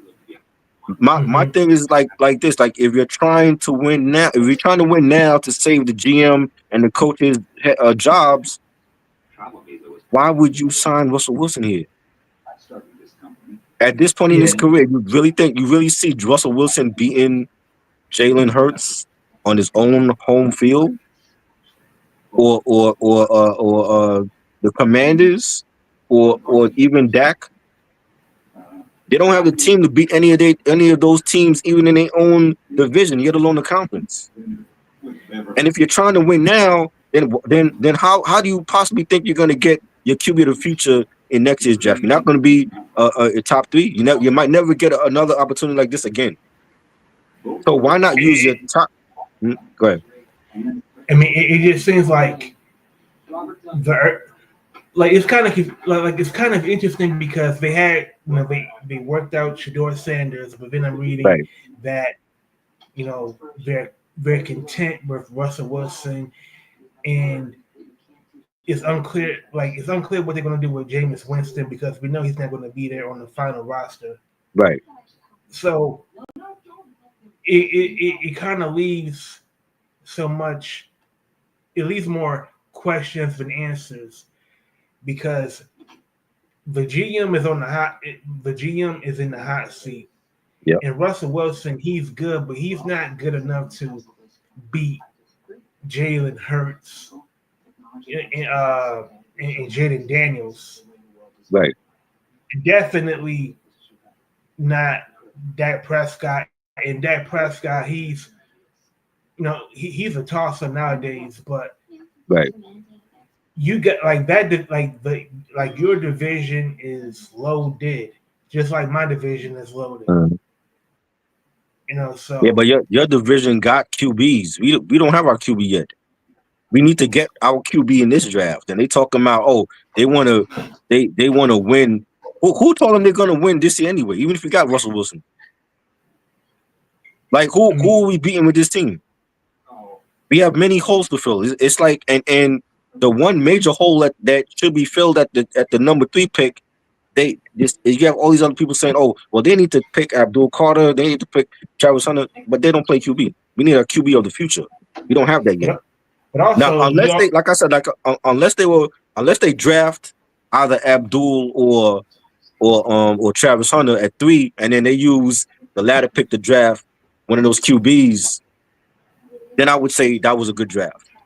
But for me, I'm going with one of those top pick QBs, and I think Shador Sanders is going to be that dude. And they cannot let him go to New Orleans. You know what I'm saying? Mm-hmm. Don't let him slide to New Orleans at the 9th pick, and then y'all regret that years later. Y'all have the opportunity to get him now. Get him now at number 3. I will say that the if for Malik, he's like the best of the skill players. He's the only skill player of any threat. Right. Yeah. Like you gotta, number one, you gotta get a running back. Mm-hmm. We need another one. We got this Tracy Junior cat, but I haven't seen enough of him. You know what I'm saying? But then we need another running back. We have a tight end. I don't know the damn tight end. We need other receivers. We need another receiver to complement Neighbors. But I think the QB need that QB, that young QB that can mesh with Neighbors, that we can build an offense around them and work on the defense. They want to do it inside out. They were like, "Oh, let's work on the defense, but we have no damn QB." So what happens next year? Oh, well, we drafted either Abdul or Travis Henry. I mean, not Travis Henry, Travis Hunter. But we ain't got no QB. Who's going to be our QB of the future? And with Russell Wilson behind center, opposing defenses, we're just going to tee off on Russell Wilson. I don't understand why they signed him and James Winston. I'm like, for what? What are they going to do to make this? James Winston, you know how many interceptions he throw? That's the last thing we need here. I mean, You know what I'm saying? And I mean, I love Russell Wilson, but he's not in his prime no more. I And the mean, fact that he's been on two teams on Denver, he didn't do shit. And the Steelers, okay, he took them to the wild card or whatever, but the Steelers haven't won a postseason game in like years. What is he gonna do for this team? And we're nowhere near where the Steelers are at. and like Crab, James Winston, like if he was still in crab legs in Florida, what's he gonna do Exactly. What he once gonna he do here in gets New to York New City? York? You know what I'm saying? So I don't understand why the mentality of the owner and why did you sign these series when we don't need them? We They're like the way, like just the way you're talking about the Giants. I felt that way about the Lions from the '90s, the Mhm. 2000s, the Matt Millen Right. period. Um, I felt that way all my life watching the Lions. So as pissed off as it makes you feel, it pales in comparison to the pain I Yeah. felt watching the Lions all my life. Like you could say, man, you saw the Giants win two Super Bowls. Oh Right. wait, in 2012. We had an It identity sucks, on but defense though. You know what I'm saying? yeah, And and Eli Manning, from what I remember, didn't really have to do too much. right, Like he threw, like he like when he threw for passing yardage, it wasn't like he was throwing to air it out as much right, as just to keep defenses honest. right. Like yeah, like we had a squad back then. You know what I'm saying? We're a long way from Eli Manning and Ahmad Bradshaw and Brandon Jacobs and them. You know what I'm saying?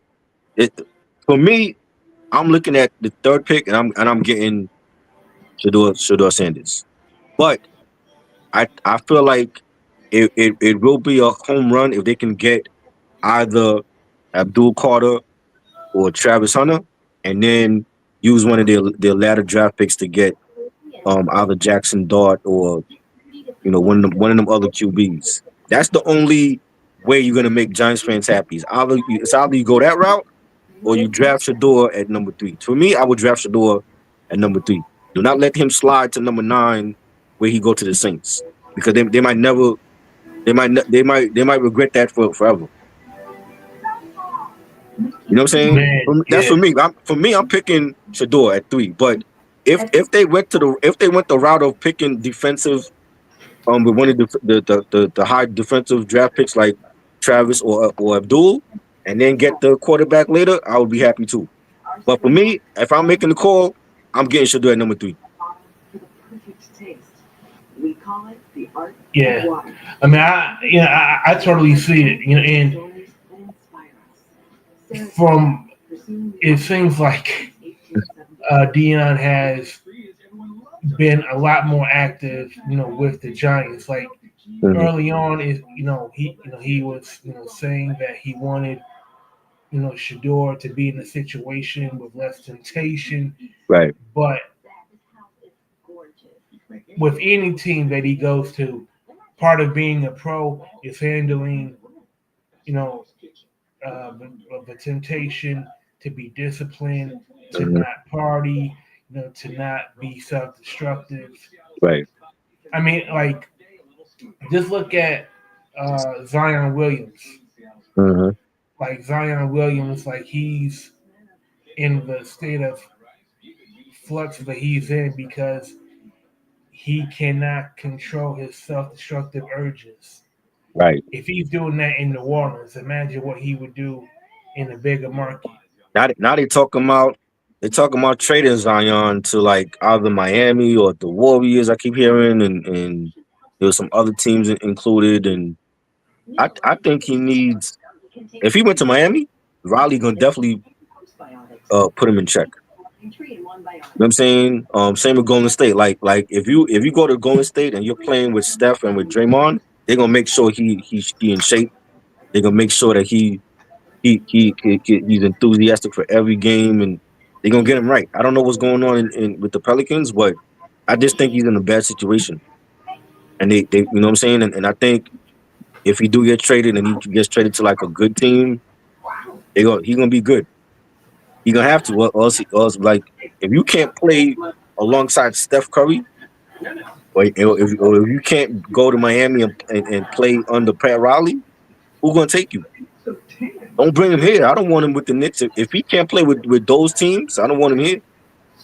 Remember when Nick Saban made that big ass linebacker cry at a workout? Right. Pat Riley just might do that to Zion Yeah, Williams. you might have to. You know what I'm saying? He might need a change of scenery. You know what I'm saying? And you know, at one point I wanted Zion here, and I think he really wanted to be here, but again, it's that the lottery was the lottery, and we didn't get the number one pick. You know what I'm saying? And we end up going to the Pelicans, and then we end up getting RJ Barrett and then trading him to Toronto. And how did that work out? They're not even in the playoffs. You know what I'm saying? So I just feel like I feel like there's hope for Zion. He just need a good team to be on, and he need leaders. There's no leaders on the Pelicans. But You know what I'm saying? the thing about Zion in New York is that Tibbs is very stringent on using the bench. Right. And Zion, his conditioning is very Right. bad. Right. He's going to get fatigued, just from running up and down the court for a couple of minutes. Right. But he that's what I'm saying. He might need to go to Golden State or to Miami to really, really get him right. You know what I'm saying? And I think if he have that hunger and that desire to prove people wrong, you gonna want it. You don't want it in New Orleans because it's like bad. I think they fired their GM recently, so it's they that's a rebuilding team, and there's no leaders on that team. Brandon Ingram is not a leader. CJ McCollum, I don't look at him as a leader either. He was like a Dame Lillard sidekick, in Portland. I hate to say this, but they would be better. The Golden State Warriors, they would be better off having E40 in the lineup. Oh wow, E40 than Zion. Oh no, not E40. I mean, Zion, he's just as big as E40. Oh Lord, don't say that. Oh man, damn. Man, at least with E40, he'll he'll give you some, he'll make you look fly. I'm just saying, like, if you have a Warriors team with Steph, Jimmy, Draymond, and Zion Williamson, a healthy, slim down Zion that got a chip on his shoulder and he got shit to prove, I think Warriors might be getting Steph might be back in the finals in the next couple of years. You know what I'm saying? Yeah, I think the bright side is that I don't think Steph Curry would have to really do that much barking on Zion. Like Jimmy Butler, I could see like really being the vocal mouthpiece for the team to motivate Zion. Yeah, I can see that. Because Steph Curry, he already has enough on his plate. Right. Like you need Jimmy Butler, to kind of get in Zion Williams' ass. Right. Facts. And get him on one page. Facts. I agree. You know what I'm saying? Like I said, like Miami have a lot of good young players. Zion with him and you pair Zion with Bam and maybe Tyler Hero. Maybe you don't get traded in that, and they got a nucleus out there. And under Riley gonna set him straight. He gonna make sure that he in shape. He gonna make sure that he come to practice early. He gonna make sure he play hard every game. And I think like one of those teams like that could really set Zion back on pace. And I think he has so much potential. He showed it, but he has to be engaged in the games, and he wasn't engaged in New Orleans.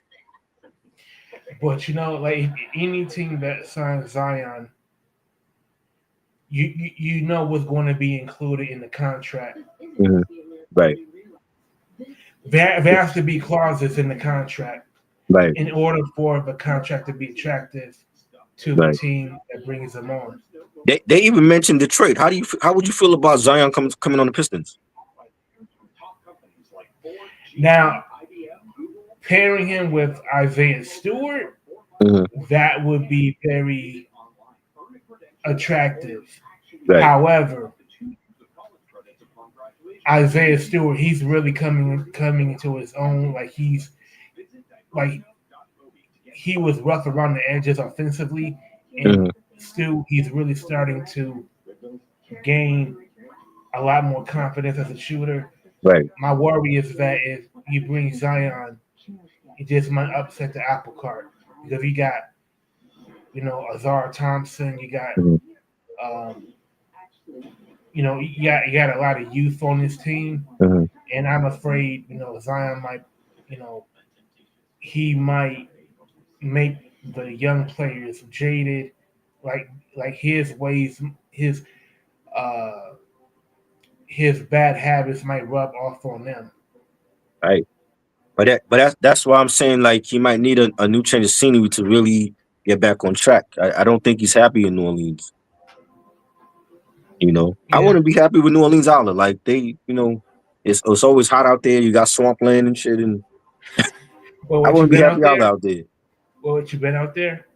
No, I've had cousins that have my family up that's been out there. They told me, you know what I mean, and you know, I think he really wanted to be in New York. I think he wanted his brand to be in New York. That's what I'm saying. Like Shador here, his brand would be crazy in New York City. You Deion Sanders' son, and you playing for the New York Giants. It, But the thing people talk about New Orleans like it's some kind of third world country. Like San no, Antonio is not is I'm not not urban saying it's at a third all. world country. I'm just saying it's like you notice if you ever notice like a lot of horror movies for whatever reason the setting is like New Orleans and they always equate it to like voodoo and black magic and why is that? Because New Orleans, has a lot of Southern traditions. Mhm. It's home to jazz. It's home to a lot of African occult traditions like Right. voodoo and that the second line where when people die they have upbeat funerals. Mhm. The food is incredible. Now, as far as like the geography is concerned, Mhm. I've never been to New Orleans. So people telling you it's like a lot of swamps. Yeah. I They- I got I totally I take the word for it, but San Antonio is not urban, and the Spurs have had a lot of success under Popovich. Now, mhm. you have had a lot of uh, players that have been very uh, uh, you know they became turncoats like Kawhi Leonard. Right. Like they could not. Kawhi Leonard did not want to play in San Antonio because he felt too much of the expectations of Right. Tony Parker and Ginobili Mhm. and uh, Tim Duncan Right. to really feel like he could thrive being himself. Let's see, You but know, he became the man in Toronto and gave them the championship. yeah. I mean, Toronto got that championship, and he and Kawhi Leonard soon became known for being a two-way player. Mhm. Like barring his injury history, like when he is healthy, he is so agile and so um, what's the word I'm looking for? Like you could you like his wingspan Mhm. is something that causes opposing players fits. Right. And even what he's doing with the Clippers as the Yeah. number 5 seed, Mhm. he's capable of doing a lot of damage in this. And how ironic, man, that for 6 months now, Stephen A. Smith called Kawhi Leonard the most. He called him the worst superstar ever, and wanted him to retire. Now is uh, gleeful and happy as can be that Kawhi is, playing right now. Right, yeah, but he playing right now, but like we haven't seen him healthy in a very long time, and there was times when people thought he was gonna retire. Like, what happened to him? Where is he? He getting paid all his money, and this is like the one time that he's actually healthy, and the Clippers are winning him and Harden. How far are they going? Who's the 4th seed? Um, who's the fourth seed? Is it? No, it's not the Lakers, right? I know OKC is one. Um, Houston is two. What was it? Denver? Was that? I mean, I think Denver was the third seed. Is it the Nuggets? Yeah, it might be the Nuggets. Like even with Okay. the Nuggets, it's like I don't know. I just feel like the Nuggets they fired Mike Malone way too soon. Like right before the playoffs, you fire him. This man gave you all a championship. That's how you say thanks. And they got identical records. So Right. it's not like the Nuggets is that much better than the Clippers. Mhm. But it's like I don't know. I mean, they got the best big man though. They got Jokic. You know what I'm saying? Clippers ain't got that. Yeah. You know. I don't know. Like I mean, I've heard people say they like the dark horse team. Like how far could they go with a healthy Kawhi and James Harden? Could they make the finals? Nah. No. Mm-mm. So I you think don't see I them. think Mm. James Harden, he has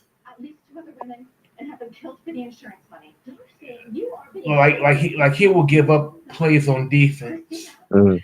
and you can't hide your deficiencies in the playoffs. Right. And also, man, like James Harden at times he can blow easy layups. Mhm. Just just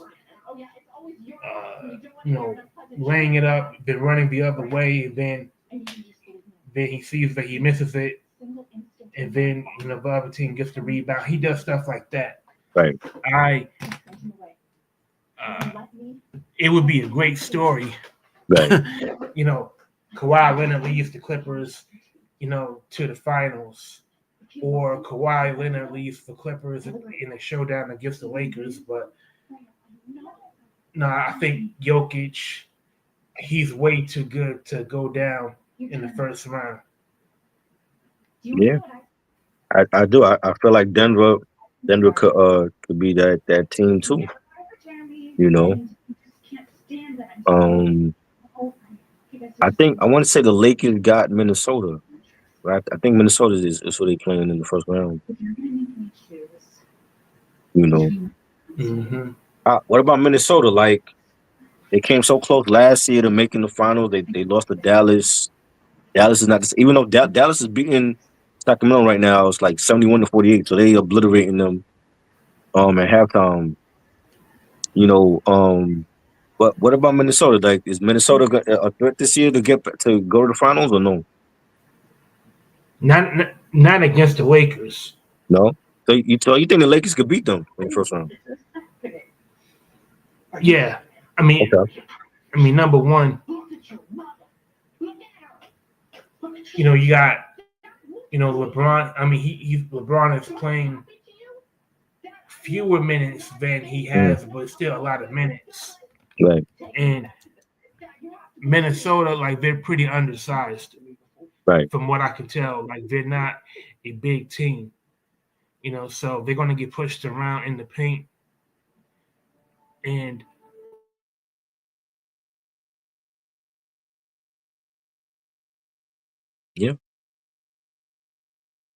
have been a team that has done a lot of damage in the playoffs anyway. Like the furthest Right. they gone was like back in what 02 Yeah. against the Lakers when they had Kevin Garnett and Michael Candy and uh, Derek Fisher broke their hearts. Right. Of course. Yeah, Yeah. I mean, I don't know. A lot of people, they pick in the Thunder. The Thunder had the best record, but I think they're young. They don't have a lot of playoff experience. You know, I don't know. I don't. To me, I think I like Denver. I think Denver, just based on their championship experience, and they've won tough playoff matchups, and I think they're gonna be there. I like Golden State. I think Jimmy Butler. This is the opportunity for Jimmy Butler to prove his naysay is wrong. And they've been winning since he got there, and I think those two teams are scary. Houston, again, they have a young team, but they have weapons, but they don't have like a star. I mean, they got Jalen Green, but after Jalen Green, who's their star? hmm You know what I'm saying? And not a lot of people know Jalen Green just yet because they haven't had. I haven't seen any Rockets games on primetime. I mean, Jalen Green, he's still mad at Cade Cunningham for for being the number one draft pick. Right, Like Jalen Green was number two, right, and if you look at their careers, Cade Cunningham has the better career. right. Yeah, and Cunningham is the reason why the Pistons are in the playoffs. Jalen Green is he a good player. I don't think he's a superstar just yet, and they haven't shown a lot of Rockets games, so people don't know about him just yet. You know what I'm saying? Maybe this is the opportunity for him to have a breakout series and send Golden State home early. But I think I got Golden State as the favorite in that one. I, Yeah, I, I, that makes a world of difference. Like if you're not on prime time, right, like a lot of people are not going to be able to watch watch your game, right, especially if you don't have NBA TV. hmm Like if you're not being shown on ESPN or TNT, you just playing in obscurity. right, And like you mentioned, like Jalen Green, not you don't know if he's going to be a superstar. If Cade Cunningham leads the Pistons to the second round hmm and possibly make it to the third round, right, like next year, he'll definitely be in a conversation for yeah. superstar in the making. I agree. Even with the Pistons, I didn't see TNT show any of their games, hmm but they were so quick to show the Lakers every week. Lakers this, Phoenix not even in the damn playoffs. They were quick to show Phoenix games. Only because of Kevin Durant.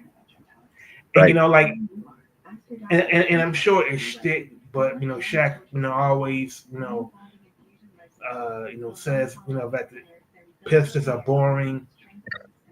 To me, I always thought that was his shtick Right. because once you get in the playoffs and you make some noise, hmm you're not boring, Right. and especially if you look at uh, the way the Pistons play, hmm with Malik Beasley, with Tim Hardaway, contributing defensively, like they've been holding teams to 100 points in a Right. league where teams give up 130, 140. Crazy. Yeah. So all right. So Miami beat the Bulls 109-90. So they're gonna play the Hawks, who lost to Orlando. They're gonna play the Hawks for the 8th seed. So Orlando's the 7th seed. No, no, no. Well, that's what they said. They said Orlando's playing Boston. Oh no, no, I forget. Boston not the 1 seed. It's Cleveland, right? Cleveland's the 1 seed. Mm-hmm. So Boston is a 2 seed. So Orlando will be playing Boston, and the winner on Friday night between Miami and Atlanta will play Cleveland. Cleveland is the 1 seed. So that's Miami, Atlanta. I don't know who's gonna win that. I don't know. Yeah, that's like a toss up right there. Yeah, I don't know who's gonna win that. Interesting. Because like you, So okay, I haven't really seen Atlanta, Orlando play. right. Like I've only seen the Pistons play because I could see them on local TV. But Right. So I'm not surprised that Chicago lost, man. yeah, I was picking Chicago to win too, but they're going for the summer. You Yeah, know, I mean, look, like Chicago, they're in our division. I'm not crying no tears for them. they need to figure out what they're gonna do with Lonzo Ball because he hasn't been healthy at all. Like he played a couple games this season, but he went right back on the injured list. They got to get a point guard, I feel, and move on from Lonzo. They got Josh Giddey. He's a good player. He was on that OKC team last year. How Um, how many how many years does Lonzo have on his contract? I don't even know because he hasn't played like in the last 2 or 3 seasons. Like he had this knee injury, so I don't know how many years he got left on the deal. But I feel like it's time for them to move past him now.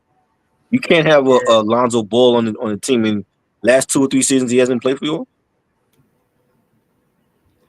You know, yeah, but like depending on how many uh what's left on the contract, I think the Bulls might be better off just eating that contract yeah, because they might have to. he's no use to you, you know, They injured and not being on the floor.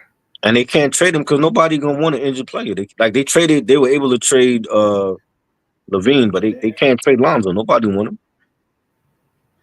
And when he was moved from the Lakers to the Mhm. Bulls, at the time, I'm sure there were some people that thought it was Right. curious, but man, Mhm. Magic in the short role that he was a executive, Yeah. I think he saw something in Lonzo that he told everybody else. Like Right. he's injury prone, Mhm. but he doesn't look very like he doesn't look like he can take a lot of punishment anyway. Right. Yeah. I don't know. So they got to figure some things out in Chicago, and we got that could go either way. Miami and Atlanta. I don't know who's the favorites in that. Yeah. You know, but yeah. So you got Dallas is blowing out Sacramento 73-50 right now. Um, the winner will play Memphis. So if Dallas wins, they'll play Memphis. I'm assuming it's gonna be for the 8 seed, and the loser of this will go home. Right now, the Sacramento might be packing their bags for Cancun.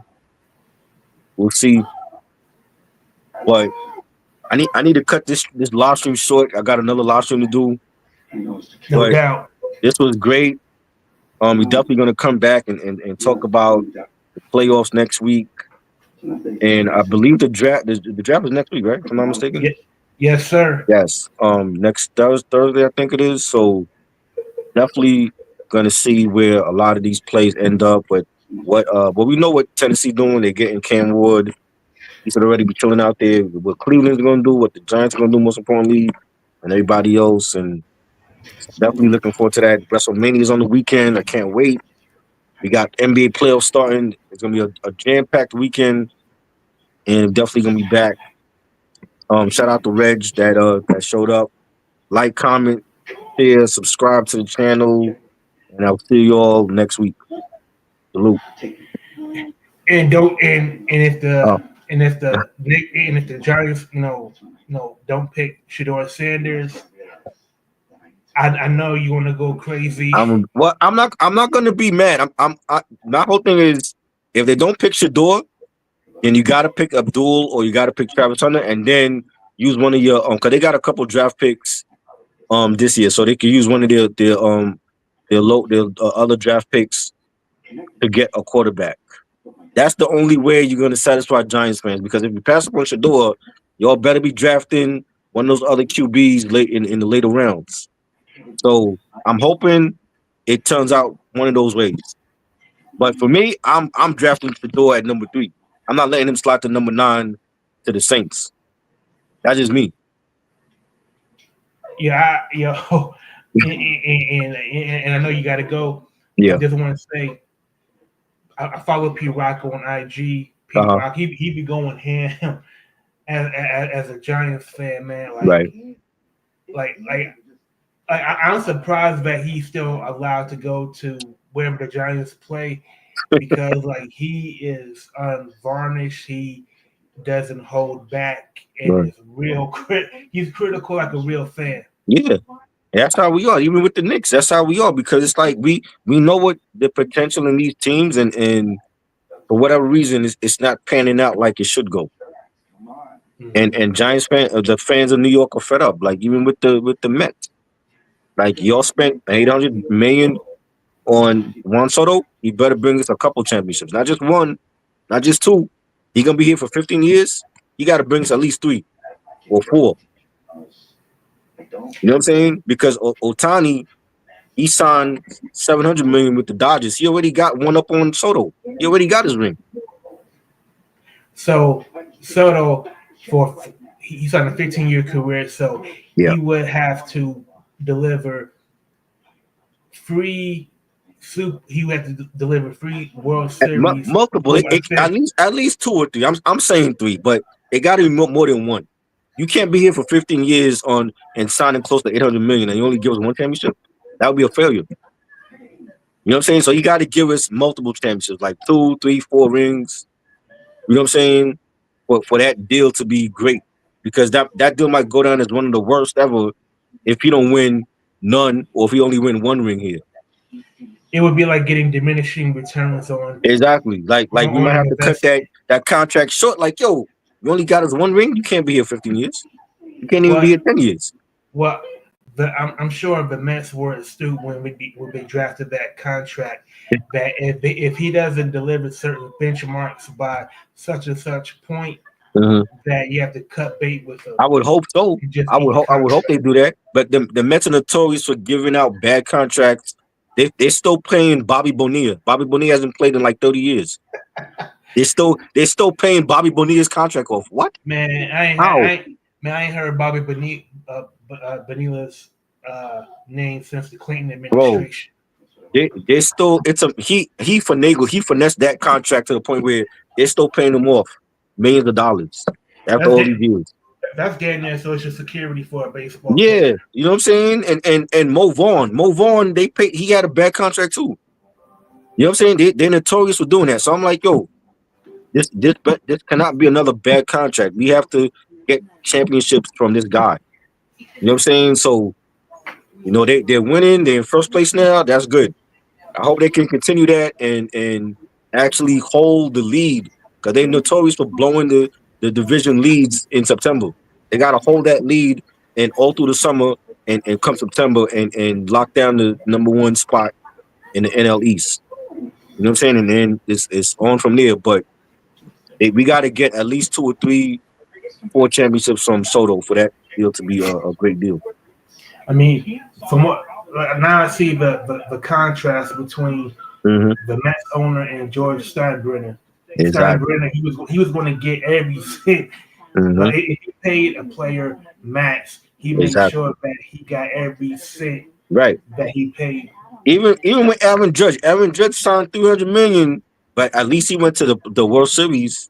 But he gotta produce in the postseason. He's notorious for striking out and not hitting when it's really called for. You're like, yeah, you're great in the regular season. You want to see that production in the postseason from the Yankees. You know what I'm saying? Aaron Judge, he struck out so much, I was afraid he was going to throw his back out. Yeah, you know what I'm saying? And they got washed by the Dodgers at Yankee Stadium. That can't happen ever again. If Steinbrenner was alive, he would have been in a butt right now. Like, yo, cracking the whip. You know what I'm saying? Like, that can never happen again. Where y'all get washed by the Dodgers at Yankee Stadium. They got a lot to prove this year. I mean, Freeman, Freddie Freeman. I know, like I know as a for Yankees, Freddie Freeman is like an enemy there. Yeah. But I'm sure they will. I'm sure they will want a Freddie Freeman on their team. Oh yeah, definitely good first baseman for sure. I mean, he homered the first 3 World Series games. Yeah, he was on a tear. Like he dominated that team by himself. They didn't even need Shohei. Yeah, he's definitely going to the Hall of Fame. You know what I'm saying? It's like, yo, like the Dodgers make the right moves, and they're still making the right moves to solidify themselves and to have a stranglehold on the NL, division, and that's what the Yankees got to do. The Yankees got to put their foot on the necks of these of their opponents and get back to the World Series and win it. Because Aaron Judge need a ring. If the Yankees make it to the World Series, like who do you want to see performing before the game? Like Fat Joe Oh did man, it last year. I would like to see. Like who could I see performing? Mary J. Blige. Okay, Mary J. or somebody of that caliber. like Yeah. somebody that won't curse the team. Like, Right. Yeah, so somebody like that. Um, I don't know, but you know what I mean. But it's like they got a lot to prove, and I feel like they should be the hunters this year. Like, yo, like we got embarrassed and we got washed by the Dodgers on our home field. That can never happen again. They got to be the one to like go on people's fields now and watch them. That should be their mentality. yeah, You know what I'm saying? It's like when you watch like The Ring and you see like the videotape and Samara coming out the well and you got cursed. They got to be the one to put the curse on the opponents now. But they got cursed and getting their ass washed on their home field. So they got to go. They got to be the visitors on anybody's home field and giving them that curse. That's be their mentality this year. Like, yo, we taking no prisoners. We out for blood. We out to be the hunters, and we want to play the Dodgers again. We want to play the best team in baseball again, and this time beat the Dodgers. yeah. You know what I mean? That should be their mentality. For the Mets mentality should be don't blow the lead if we got the lead in the NL East. If we in first place, let's not blow that lead like we did in the past. When September comes and we start playing stupidly and we lose the division and then play ourselves out of the postseason. So they got a lot to prove as well. But the Yankees especially because they got there last year. It was a long time since 09 and they got washed by the Dodgers. And I just thought about it. Otani is going to be pitching as well as hitting, Right. so he's going to be a Exactly. dual threat. So Exactly. it's either He more was important for already a him. threat with the bat. Now he's gonna be on the mound too. Like and they lost. The Yankees lost their ace. They lost their ace for the season. So I'm like, yo, they're gonna have to make a trade at the deadline to get an ace on the staff, and they gotta like I said, they got a lot to prove this year. Well, Let's go for the Yankees too, not just the Knicks. If the Yankees don't make the World Series, anything less than the World Series is a failure this season. the Yankees, they should be biased because they're going to be great. As far as what I'm seeing them projected as, Mm-hmm. because is it like the trade deadline is what, around July, August. Yeah, August, yeah. yeah, Like you have to be a great team to be buyers, right. and I don't see the Yankees, dove telling, bought in. The division they in is weak this year. I mean Baltimore's supposed to be the threat, and they losing. I know it's early on, but I don't expect Baltimore to lose the whole season. I think they're gonna get their act together. Toronto. I mean, they re-signed Vladimir Jr. for $500 million. I don't think he should have stayed. I thought he should have really left. But I don't think Toronto is a contender. I'm surprised if the Red Sox aren't good. Boston, they have their issues. You know what I'm saying? So Tampa have their issues. You know what I mean? It's still early, but Yankees they had to start off the season strong to send a message like, yo, like we not playing, man. Like we got embarrassed on our home field, and that can't happen again. Especially when you got Aaron Judge, who's like the MVP of like the last two seasons in the American League. Like you got $300 million and this is how you playing. Mm-hmm. Like come on, you're gonna start having Yankee fans question like, yo, was he worth that money? Maybe he should have went to San Francisco. But Yeah. this was great. We're definitely gonna be back next week. Thank you always, Raka Bash. Before we leave, tell them what you got coming up. Oh man, you can find me on IG at RakaBash.